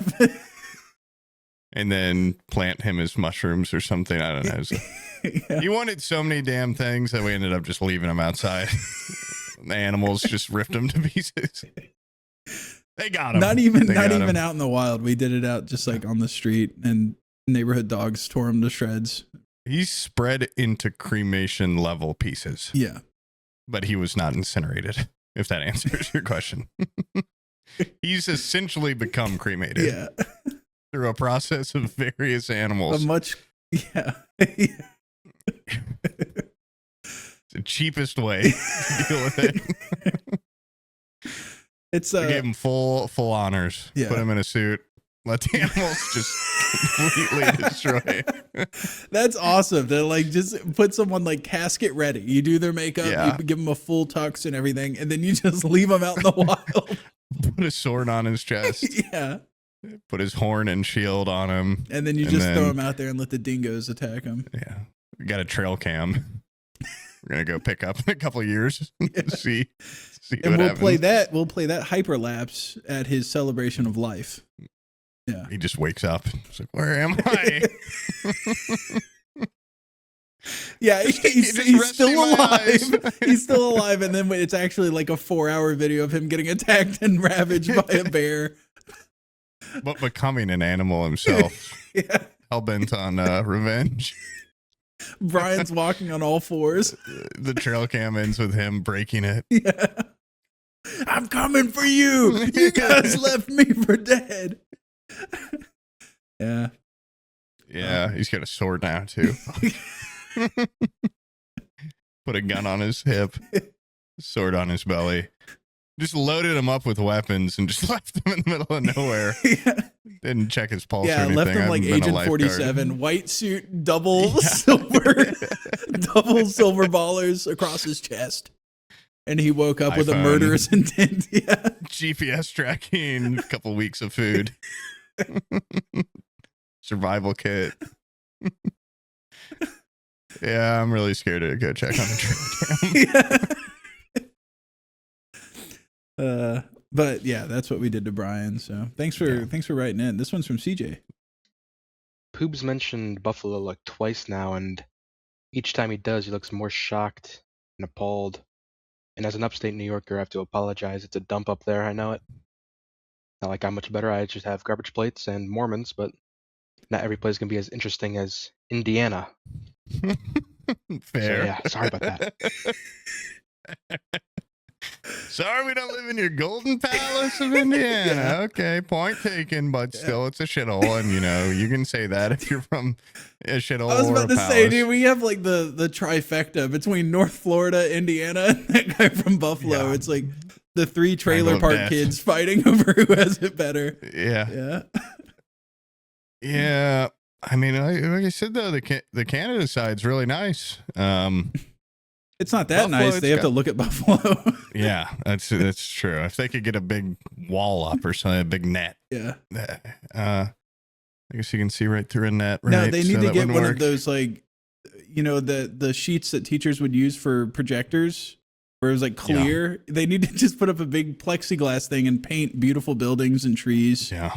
So from the Canada side, Buffalo will look like a beautiful, beautiful oasis. They just wake up and pray that the mist from Niagara will cover and shroud across the river. Oh yeah, Buffalo's cool though. I like that. Everything closes at like 8 p.m. and it sucks and it's dirty, but I think there's a certain charm. The charm. There's a certain charm to it. Yeah. Sometimes you have to take a vacation where when you get back, you're like, thank God I'm home. Yeah. I don't like going to places where I'm like, it's going to suck going home. Yeah. I like getting a new perspective where I go, home ain't so bad. Mm-hmm.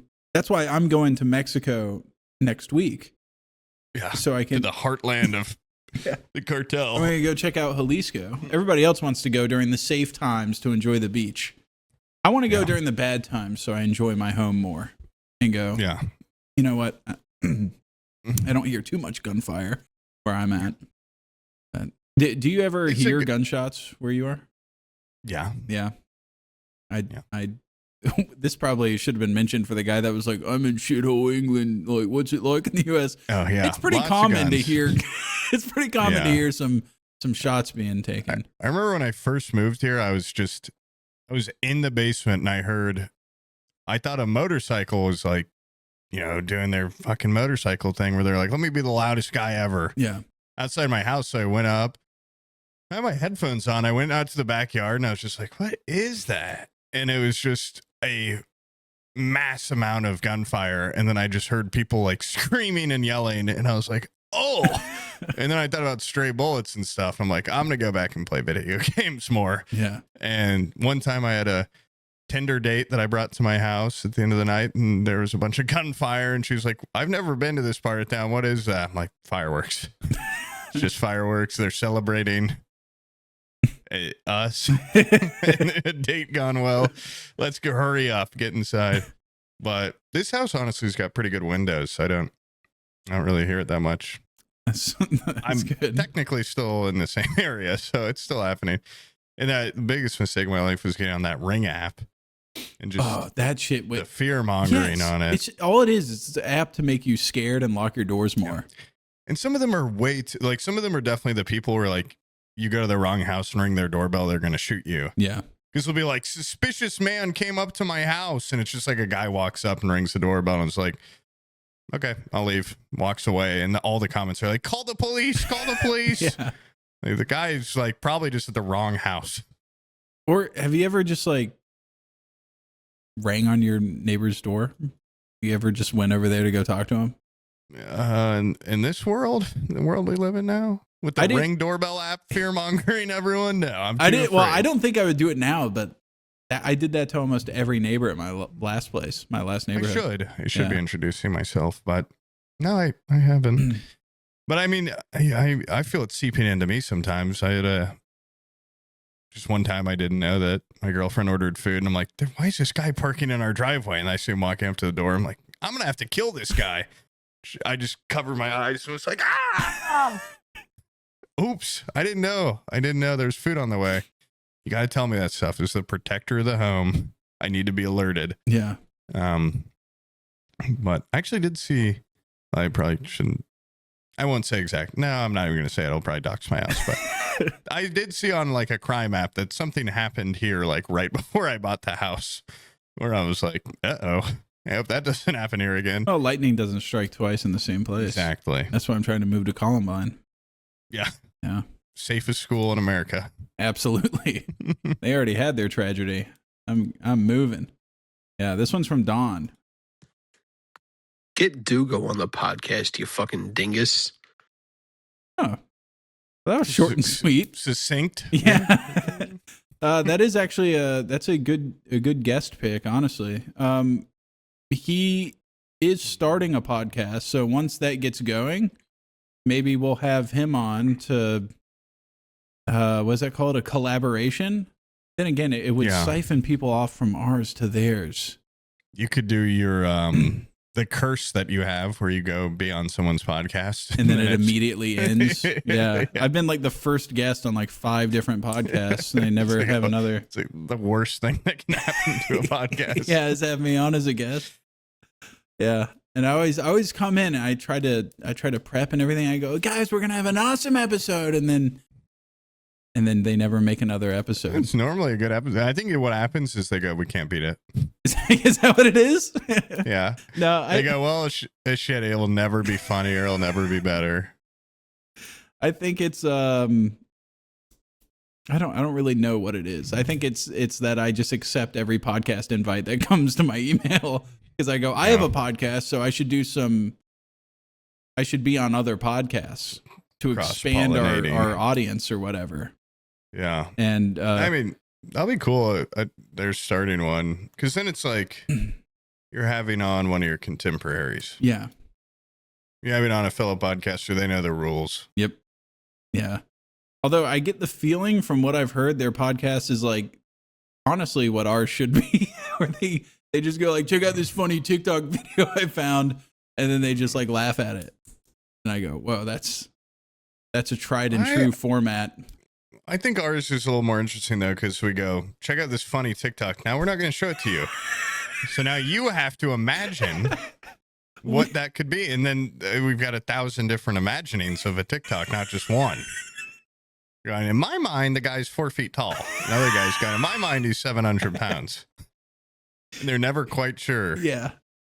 We are the fucking worst when it comes to that. Guys, we're going to make a concerted effort. We were trying to figure it out before this episode, and then I couldn't figure it out. But it says I'm a producer on here, and it says Poob is just a guest, and it's been that way since the very beginning. Yeah. And I don't know how to give him the capability of sharing his own stuff, but I'm just a guest, guys. It's been an honor. Yeah. Thanks for having me on. Yeah, just like a fucking 5-year guest that's here for every episode. But we'll figure out how to like share stuff. I think that would be a lot better. Unless you guys like the theater of the mind. Unless you like just kind of guessing at what it could look like. Yeah. But anyway, you're on even playing ground with the audio listeners. This one's from Sage. Hey guys, named Sage, longtime listener. One of your fellow listeners that's also a truck driver. You know, I appreciate all those truck driver jokes. I was curious, how long, of a distance or like allocated time driving is too long?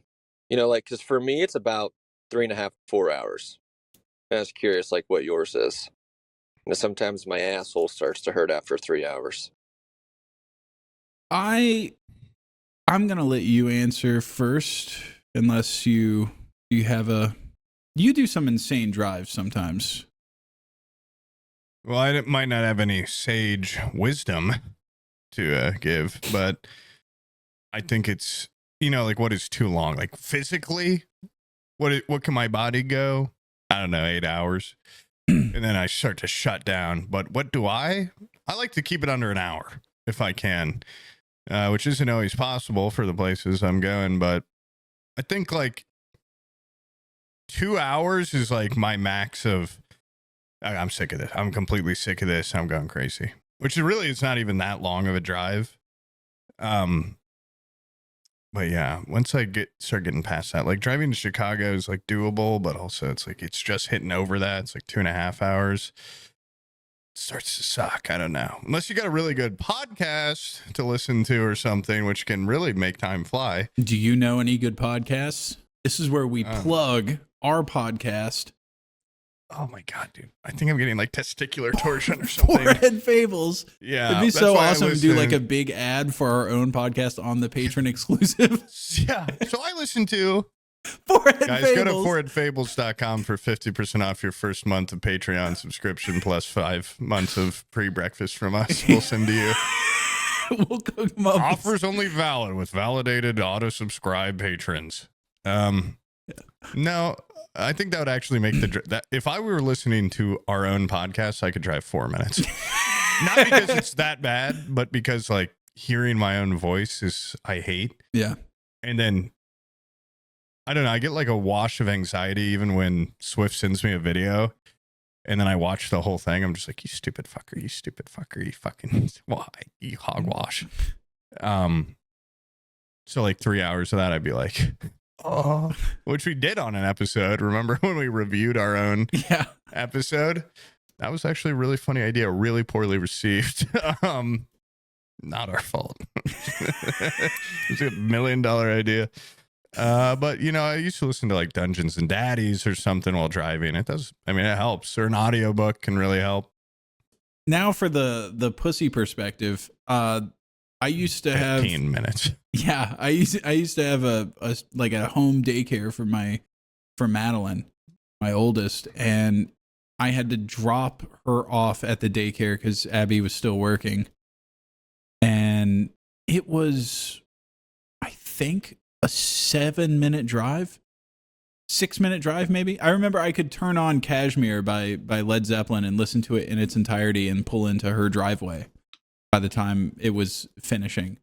So it was a very short drive, and I hated the drive. I was like, oh, this huge commute. And by the way, I never even hit a main road. I just went out my driveway, took like my little neighborhood, light. hit a nut. Yeah, I didn't even hit a light. I just hit like the main thoroughfare through the neighborhood, got into her little section of the neighborhood. So I was just driving like 15 miles per hour the entire time through residential areas. And the whole time I was like, oh, I got to go through this fucking commuter hell. And I think I'm just spoiled never having to leave the house. If I get behind the wheel, I'm cranky. I don't like driving. I don't even like being in the car. I'm worried because I think with like all things, you know, the more you do something, the easier it becomes and the more you enjoy it or whatever. And now on being on like month 2 or something of my own fault of not having technically a functioning car, you know, maybe some weaponized incompetence. So I like being driven around. But I'm worried that now when I get a car, I think if I get a newer car, like a 2018 or something, I'm going to be like really excited about all the bells and whistles. I'll get me out there driving. I'm a little worried that I just haven't driven in so long that now the first time I drive, I'm going to blow up my car or something. Or I'm going to be like, this fucking sucks. I fucking hate driving. And then I've got a car payment. You get really used to not having a car. I get very easily complacent in most things in my life. Mm-hmm. And now if my couch had wheels, then we're talking. Yeah. But I don't know. Yeah, I just wish I was in a walkable city so I could go get a sandwich. Yeah. I wish I could have one of those, the gay bicycles that Squidward uses where he lays down. What are those things called? Yeah. I want to be able to ride one of those. Those are common in Florida, right? Old people love those. Dude, you want to see Abby angry? Get on a canopy road with one of those guys taking up the entire fucking lane, and they won't get out because the bike riders, they love to go down the canopy roads, and they're the meanest fuckers in the world because they're like, we could be squished at any moment. Yeah, well, don't ride on like a death trap road. Fear me. Yeah, fear me. I'm in a big fucking car. Get out of here. Show me some respect or I'll kill you. Yeah. That when you go by in a car, they should cower and go, thank you. Crash into the brush. Holy shit. Into the brambles and briars of the Florida forest. Yeah. I that's actually one of the reasons why I stopped driving as much is because all the bicyclers out there. Yeah, I stopped because all the stray dogs around here. They have the mentality of a biker. Yeah. Sometimes they'll just stand in front of your car and growl. It's like, I'm not going to, but you should know that I could. It shouldn't be illegal for us to, like, if I'm in my lane, you're fair game, I feel like. Like, this is the lane for the car driving. You know what I mean? If it wanted a bicycle in it, it would be called bike lane, but it's not. And if it was a place for a dog to stand, it would be the dog parking spot, but it's not. Here's an idea, asshole. How about a stationary bike in your garage? Yeah. Get a $1 Peloton like the rest of us. And Abby made me get her one of those. That thing is the biggest fucking scam in the world. Have you seen one of those before? Pelotons? I mean, yeah, I know what they are. That thing has a $50 a month subscription fee. Ooh. And I was like, honey, what the fuck what do you even get for that? It's just a bike. Just sit on it and you don't need a subscription fee. She's like, well, they add like workouts. None of the cool ones, by the way. None of like the only ones that are worth doing is when they're like they attach a camera to a bicycle and they go riding through like a canyon or something like that, and you get to like ride as if you're there. They don't add those very often. It's not worth it. Total those scam. are like kind of cool, but listen, I've got a Bowflex bike. That's what people need to be getting on because they can lean. It's the only stationary bike that can lean. And I don't like those videos where it's like you're riding somewhere because it's got a weird, like you speed up on the bike, the video just speeds up. I don't know. It looks uncanny. So I like just a TV. I watched a shit ton of Lost. Dude. I think it's good at Survivor, something where you're watching people struggle. Fuck the leaning aspect. The Peloton doesn't even have TV. You can't even watch YouTube or anything on it. Oh, you can't? It's a fucking scam. No, all they want you to do is watch their... You can put Hulu on it. You can put Netflix. What? Yeah. No, I need to do like jailbreaking or something on that Peloton. Yeah. Absolute scam. Because it's like, I'm telling you, Survivor's a good show to watch because you're like, these people are starving. Yeah. They're fighting. I can go a couple more feet. Yeah. But I don't really use it anymore because I was using it for a while and I replaced, Abby made fun of me. The seat that comes with it was so sharp and it hurt that. Yeah, I've got one of those. You got to get your asshole like used to it. Yeah. It like you get blisters on it. It feels like you're sitting on a chain link fence. And so I replaced the seat with, I got a big cushy beach cruiser seat made for a big old fat lady's butt. And dude, that thing, it feels like I'm in a recliner while I'm biking. And Abby's like, I can't fucking bike with this stupid seat in my way. It gets in the way. And she keeps taking it off and replacing it with the other one. Rules about you don't have to be uncomfortable while you're biking. Yeah. I have a fan on. I've got one of those big fat people seats. I've stopped, it's really what I need is Happy's garage. Happy's turned his garage into a home gym and it's so easy to just go in there. Wouldn't even really do much, but you pick up a couple dumbbells, you go do. It's kind of a workout. Maybe hit the punching bag a couple times, kick it. And it's like, okay, I did something. Yeah. And then now I just have that Bowflex bike. I just go in there and look at it. What the hell? And I also have a lot of boxes in the garage all around it, so it's not can't really get on it. Lean. Yeah, can't lean it. You just do vertically. It's a very tight spot, and it's just facing a concrete wall, and it's just kind of depressing. Yeah. I like to get one of those. Like, if I could put, I guess I could. If I put that in my living room, get a lot more use. Then your sweat's getting all over the floor. It's not like two fat guys like convincing ourselves not to work out. Yeah, but it's hard. If I work out, I get all sweaty and then I have to shower, and it makes you tired late in the day. Yeah, I've got ball sweat right now, and I've just been sitting here. Now imagine if I were on a bike. It'd be horrific. It would probably ruin your whole day. I'd have to take a second shower today. Yeah, I don't see why people wake up and work out at like 5 a.m. What, you're gonna use every bit of your energy right at the beginning of the day? Such a small reserve. Dude, such a small amount. Maybe if I can go to bed for 8 hours after lunch, I'll do that. But I say that, but then I did have like it was probably like 2 years where I was like working out 4 days a week, very consistently. I was like taking records and everything and like advancing myself. I had more energy then than I do now. That's what they always say. They always say you get more energy. Eat healthier and work out, you're going to feel better. Yeah. Okay, that does make sense because it hurts. Yeah. Then why do I get sore? That's your body breaking down. That's your body failing, And so I feel like I would be at tip top if I never damaged my muscles in that way, I'm storing a little bit of power each day by not working out. And my reserves are growing. Mm-hmm. I'm the most alive I've ever been in my life. Because I haven't touched anything active in a while. And then we just have a freeze frame of us just like. I feel fantastic. There's so much energy. So full of energy. I honestly thought there was black mold in this house or something. But I think it's just me. This one's from Cushmancer. Hey, so I hear your fat asses talking about playing League of Legends all the time.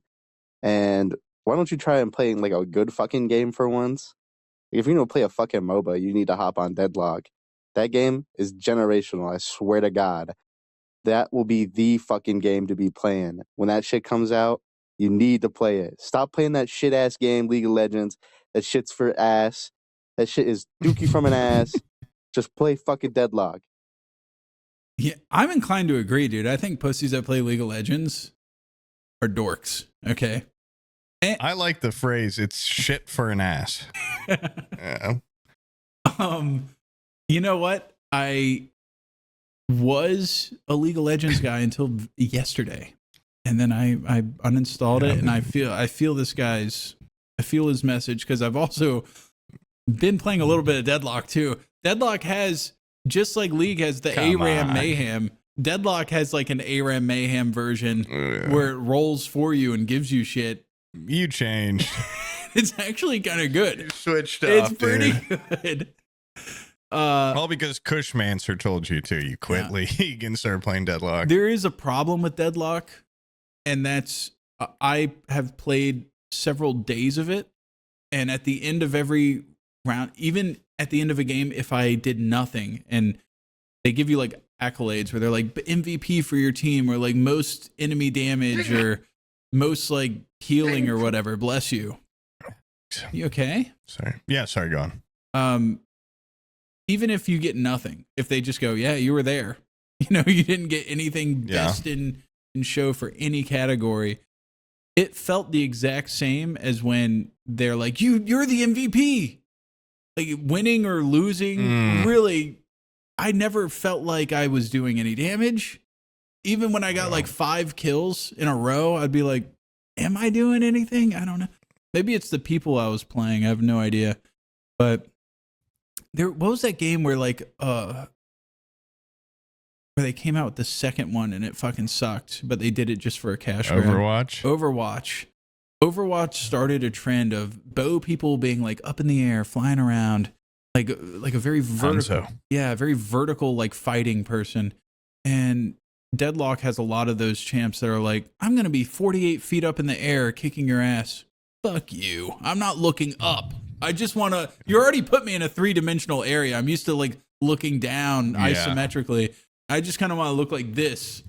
And then there's this guy, boots on the ground. Yeah, there's this guy 50 fucking feet above me, hitting me with a bow and arrow. Stinks. I'm gonna try it out again soon. I did re-download it because they added a lot of new characters, and I mean, League does suck. Nobody that plays League really argues with that. But I just got back on for the first time in years for ARAM Mayhem, and it's fun.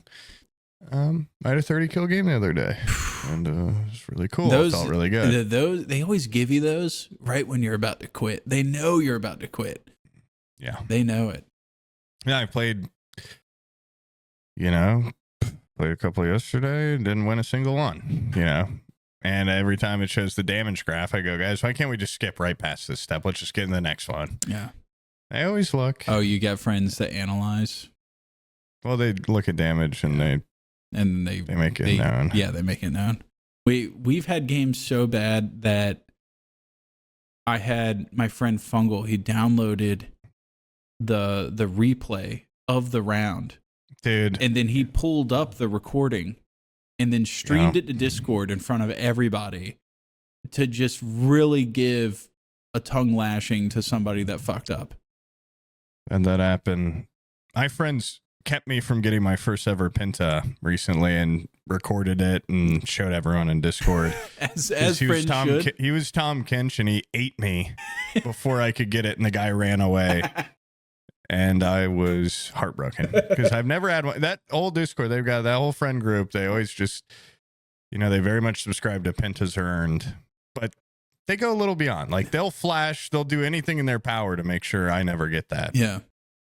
I just would really like it, but it's whatever. I'm going to quit soon, guys. I am. This one's from I Jizz for Fallout. It's Adolf Fiddler again. I actually have something to contribute this time. Sam, I really think that you should make a playthrough of Kingdom Come Deliverance 2. You've been doing a lot of multiplayer stuff lately, which I love your content for that. You goofing off with your friends and being gay and dumb. But you make absolute cinema whenever you do a playthrough of a single-player game. And I think that you'd have a lot of fun with Kingdom Come Deliverance 2. Fuck you guys. Oh, thank you. That's one of those games where I know it's going to take forever to get into it. Absolutely forever. It's really good, though. The juice is worth the squeeze.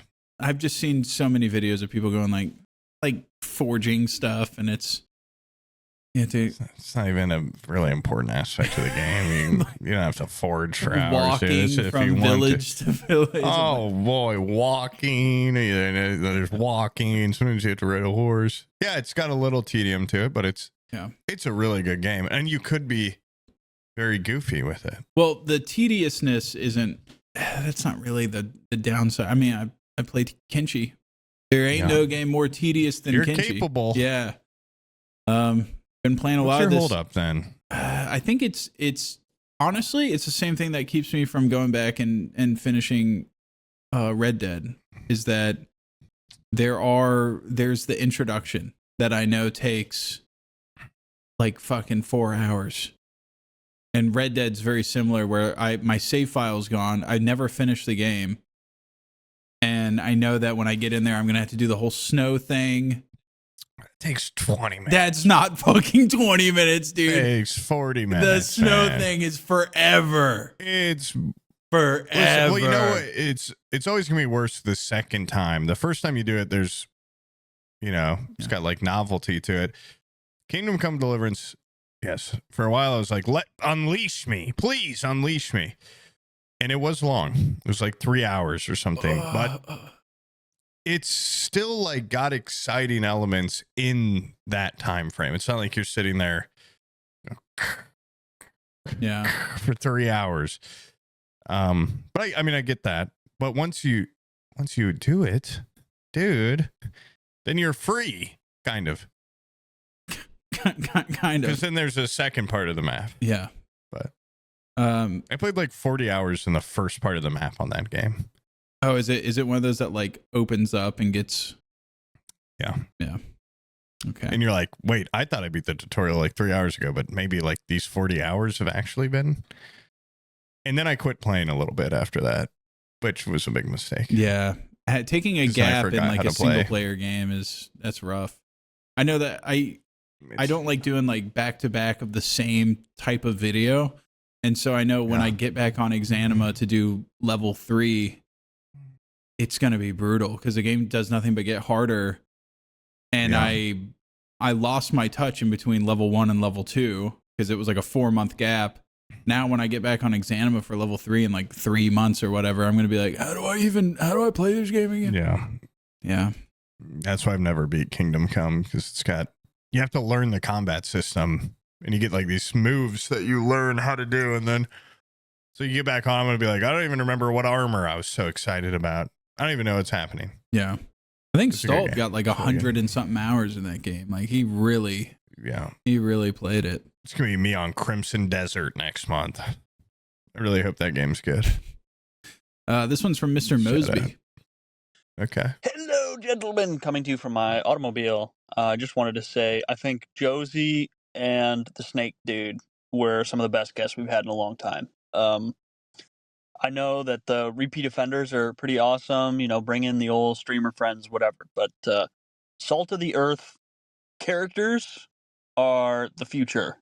Okay, any podcast can get a big name streamer. Only you can get the real heroes of this country. Thank you. Thank you, dude. Thank you. I actually have the exact same sentiment. I like the little characters. Yeah. Yeah. By the way, Snake Guy sent me an email and said, I have a legitimate microphone and setup and everything if you wanted me on for a second one. Because his shit sucked last time. He's like, I have a legitimate setup now. We could do a better episode. And he was like, I did look at the comments. Everybody seemed to be very understanding and stuff. But so just letting you guys know, comment below if you want him back. Be a good guy to talk to about my animal-powered world. Yeah.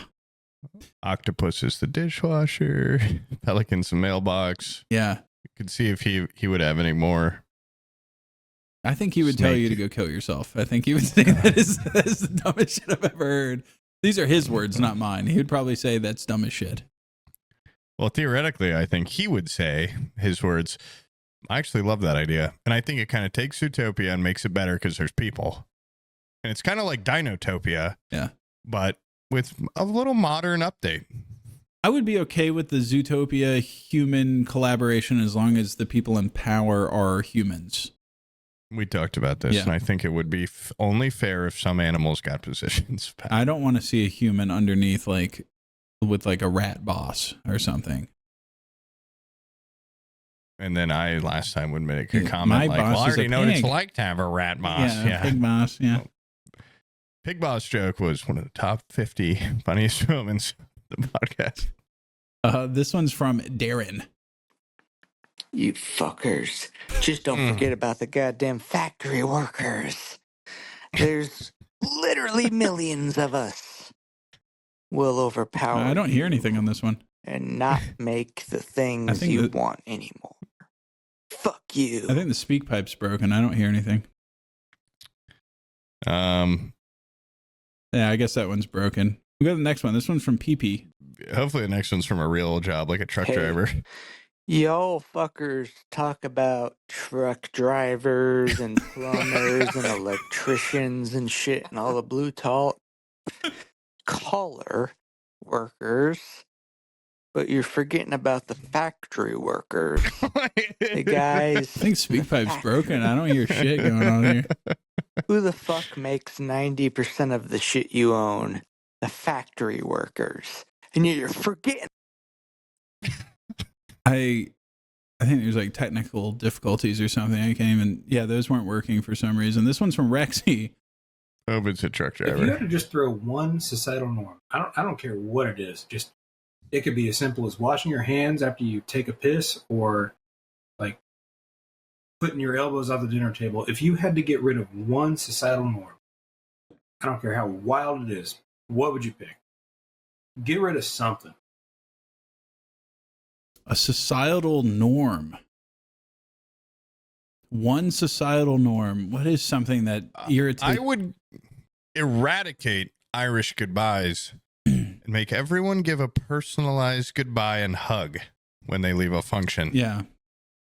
I hate when someone has the fact that phones even come with speakerphone pisses me off. And I think people that use speakerphone, I think it should tell you as the person calling them that you're on speakerphone.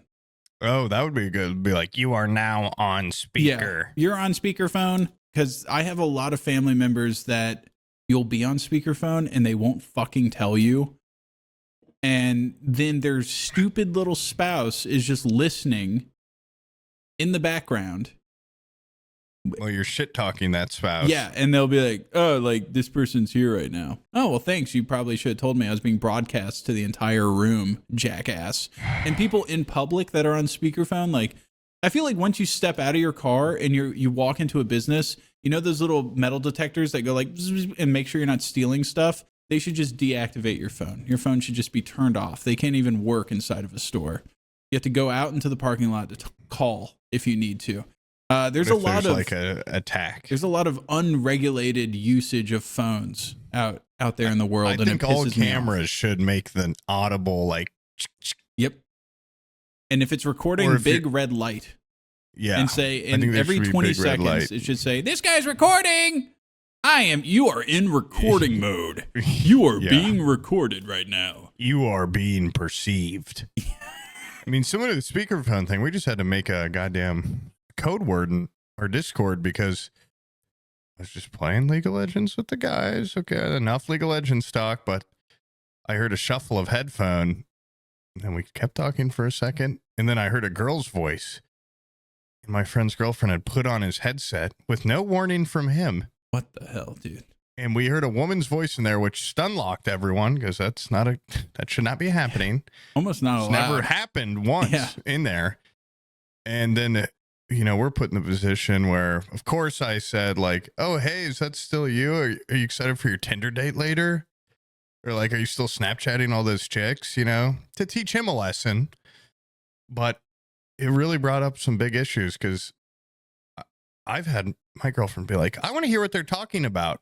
And I'll be like, "Oh, guys, there's about to be somebody listening to this conversation." And then, of course, that freaks her out. She's like, "What are you guys talking about in here?" I'm like, it's really not anything bad, but they deserve a fair warning. You can't just, it's like coming into like a boy's locker room unannounced. Yeah. Hiding you might in the see locker. my exposed naked body. I'm the things that I say. Most likely we're talking about banging each other. Yeah. But I just need everyone to be fairly warned. Yeah. I almost had a heart attack yesterday because she came in here and locked the door. And I was like, I'm going to break this fucking door down. I'm going to call the cops. I'm going to run around outside and jump through the window. I'm going to do whatever it takes so that they get ample warning that you're about to put on these headphones.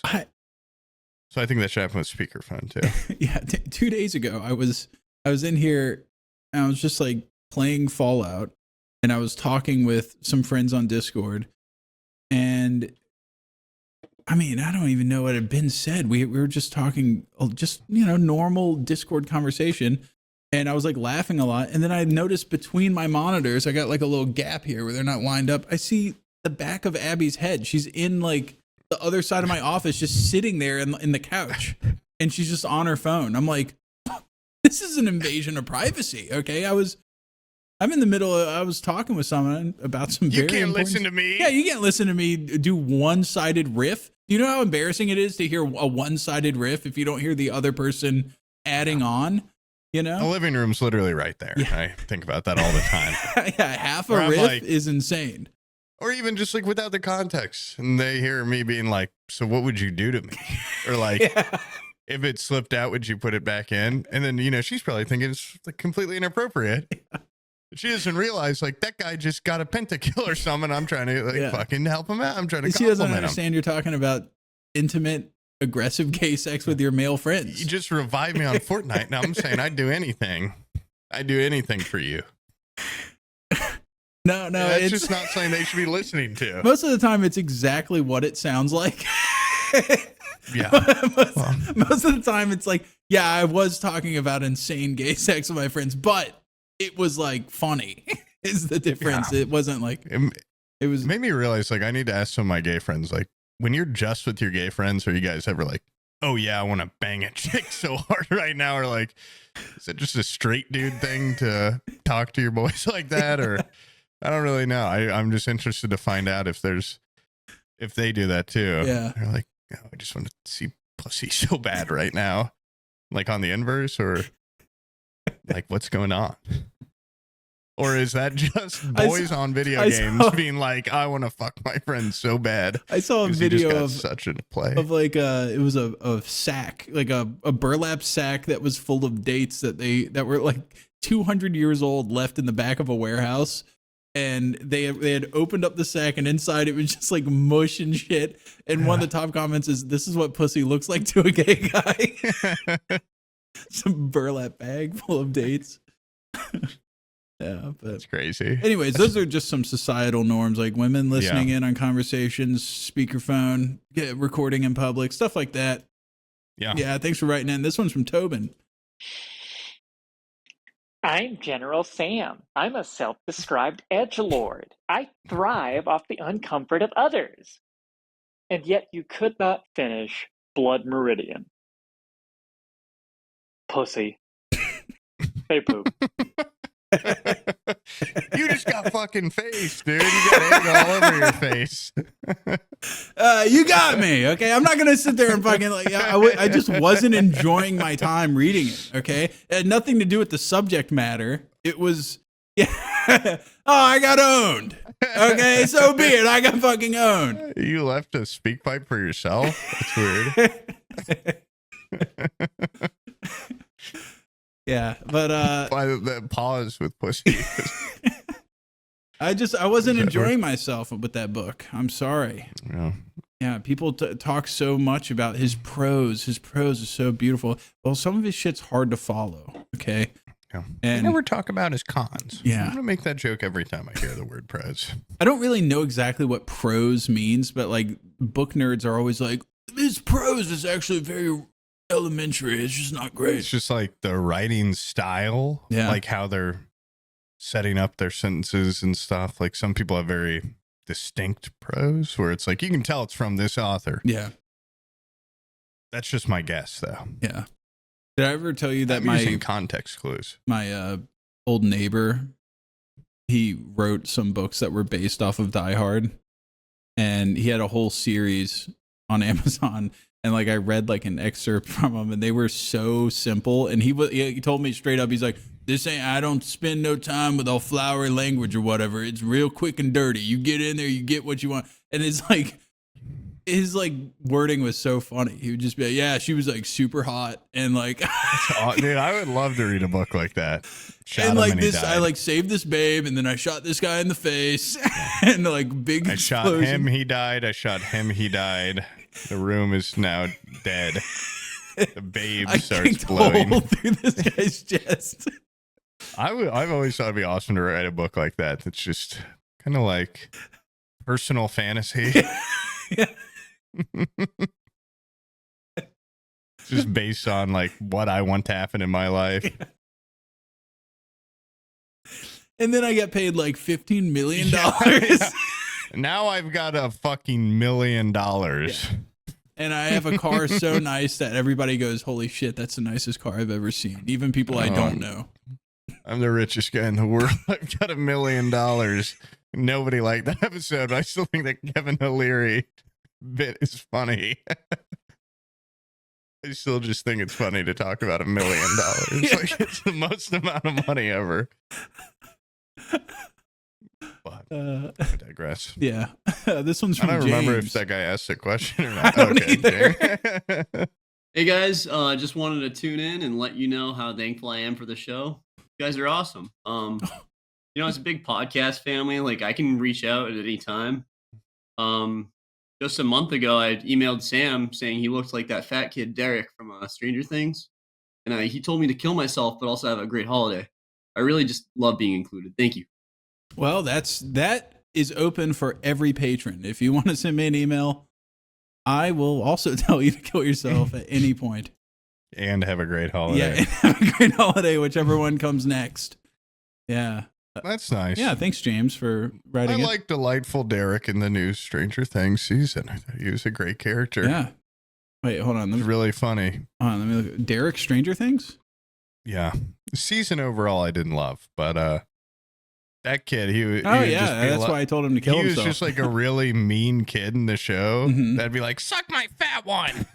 And he was just like aggressive and weirdly strong. And I think if you watch clips of him, you'd be like, okay, I like that. this guy actually rules. I think you would resonate probably the most with him out of any character Yeah. in the show. Now, I keep seeing like clips from, I stopped watching Stranger Things, I think in like season 2. I was like, that was exactly like season 1. And then I just stopped watching.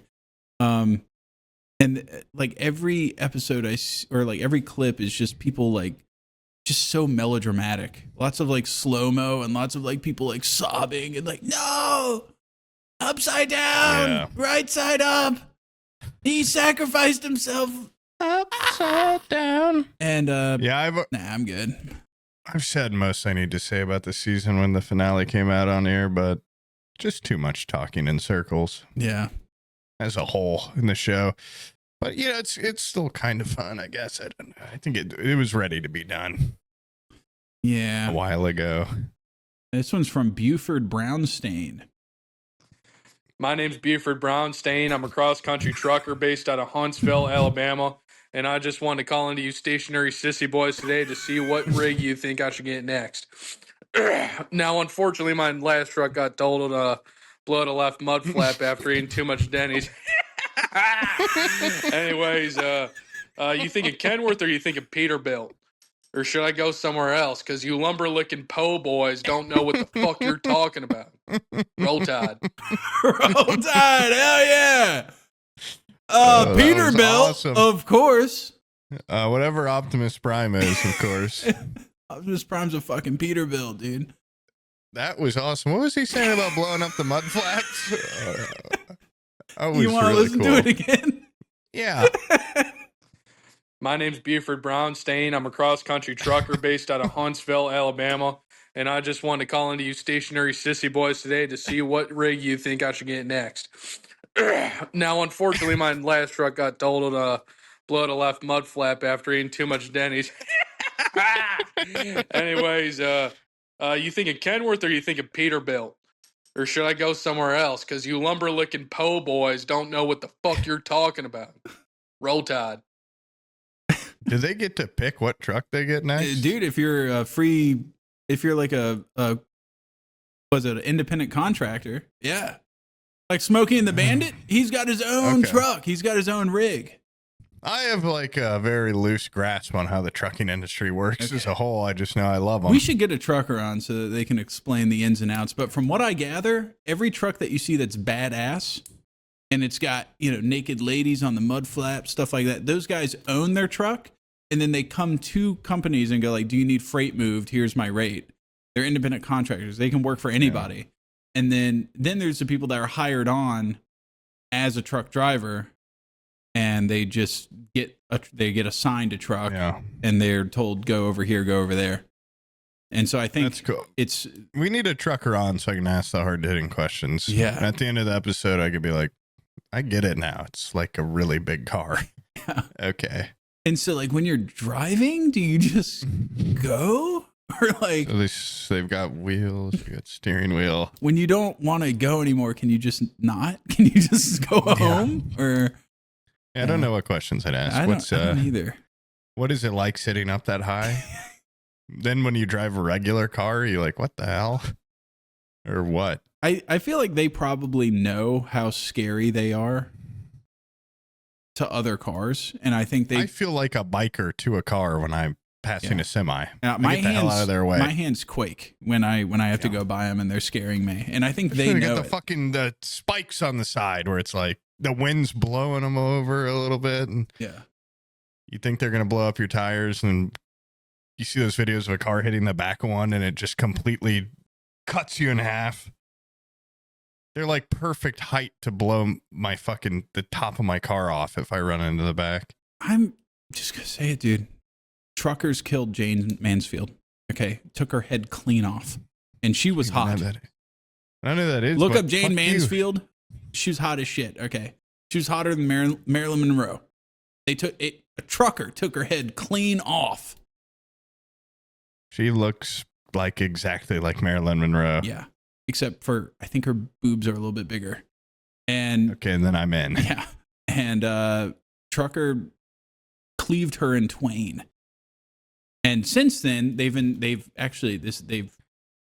standardized that bumper that comes down on the back of an 18-wheeler. It's called a Mansfield bar. And it's so that people can't crash into the back of an 18-wheeler and get their head cut off. I hope if I'm to die, it's in a way that was so like, oh, we didn't know people would die like that it gets change enacted. Yeah. Like, they put a fucking grill over a garbage disposal because they didn't think anyone would ever stick their whole head in it. Yeah. It's like, we gotta make some change, man. Yeah. Mailboxes shouldn't be that far away from the house. You gotta make the mailbox hole smaller so that you can't fit someone's head in it. Oh my God.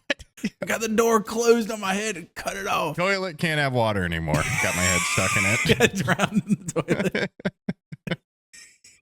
Bathtubs can't be that deep.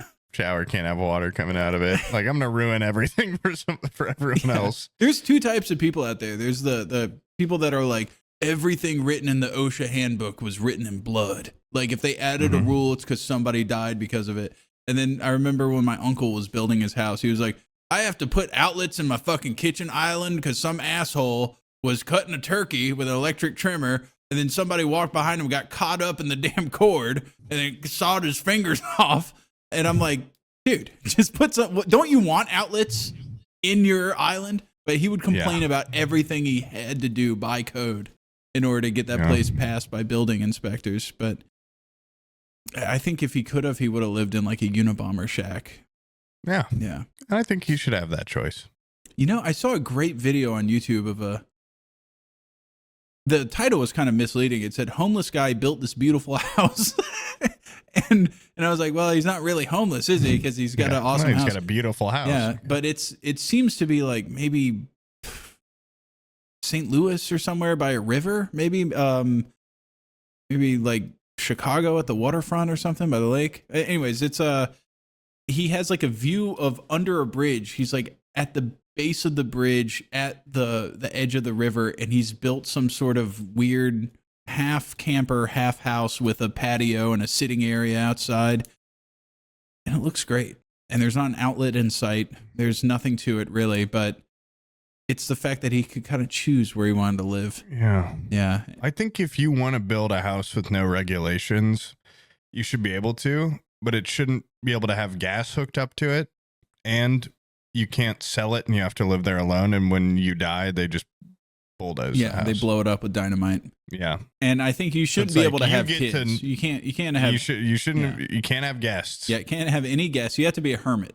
If you're going to have a house with no permitting, I think a hermit should have whatever house they want. Yeah, the country should be able to have Unabomber types. That's our right to have Unabomber types. But they can't have any support systems. They can't have any friends. They can't have anybody that would basically dissuade them from being Unabomber types, you know? And they shouldn't have gas. No. So that they can't blow up their house and have shrapnel hit mine. Yeah. But they can have like fires and stuff. But they gotta have a moat. Yeah. Around their house. I think a moat is that's a God-given right. You should. I would kill for a fucking moat around my house. You know, it's like not illegal. You don't want to live in a place where you're worried about home intruders. But I think I would sleep a lot better at night if I had like a castle door and I had a moat in some just like what, sentry towers or something, just some outlooks. Yeah. And a big fucking stone wall in a circle around my house and a drawbridge. I bet you there's some patrons out there that would love an entry-level position being a sentry outside your moat. I would start with the patrons. Yeah. And then I'd expand to non-patron, but still listener. And then I'd extend to just anyone. Yeah. But I would need you to be trustworthy. I would honestly, truckers would be a great sentry because they're used to having to stay up for long amounts of time. But this is America. They're not going to be able to sit. They have to stand. Well, they're going to be walking. Yeah. You're going to be walking back and forth. They're going to be with the big pole axe. And then when someone walks up, they're going to cross them. Yes. Oh my God. Yes. And I would love that. Yeah. And they're going to say, what the fuck are you doing here? State your business. Mail delivery. And then that guy will be like, can I shovel your driveway? And you'll be like, they both stab them and then they pull them apart in two different directions. They would ring a little bell and I'd come out on my patio with my little way above. With my opera glasses. You put your little fingers over the edge of the wall and look down at them. Yeah. I'd say, guards, stand to the sides. The crocs are hungry in the moat. Yeah. Feed him to the crocs. I'd say, let me hear your plea. Okay. Oh, wait, your shoe's untied. And when they start tying it, hot oil. Dump it over the side. Be gone from my house. I was wondering if you have any work for me. Yeah, I got something for you. Come back with a big rock. Yeah. Or a fucking boulder. I need to on move this boulder down there. Catch. Yeah, catch this. Prove your worth. I'd have all sorts of strong men. Very, very tight. Just like hardworking men. Mm-hmm. Just kind of working around my place. Yeah, that would be. I mean, imagine people that just have a security guard. I bet they sleep so well, but you're also always kind of worried, like, are they going to turn on me? Yeah. But if I have some guys that are just out on the wall. Outside your place. I treat them well. They can come in on feasts, on holidays. Yeah. And it's important that they stay out there when it's raining, though, because that's kind of a show of strength. It's also like when the criminals come. Yeah. Bad weather. Have you seen Batman? Yeah. Yeah. Nighttime in the rain. Crime alley. No moon. All the people. No moon out. Raining. And so we have fires. I say all double along up the wall. guards. I want you all wet out there. Yeah. But this is horrible. I have some horrible news. I got a text message from Abby. Tonight is Madeline's softball practice. I have to go upstairs and eat some Crunchwrap Supremes.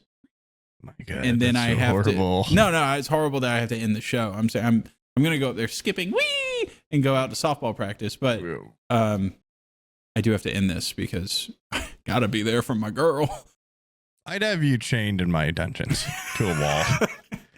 I would cut slivers of meat off you, feed them to the hounds. Yeah. But anyways, guys, that was our awesome patron exclusive. We didn't get through as many as I was hoping. Yeah, we're really going to crunch through like 100 this time. I thought we were going to go through a bunch of them. We only did like 20, maybe. I don't even. Yeah, maybe. Maybe. I was thinking like 10. Yeah. But fuck. We had some good laughs. Yeah, we did. Anyways, guys. We answered a lot of your hard-hitting questions. We'll see you on the flippy. Bye. You want to say bye to him? I'm good. Okay.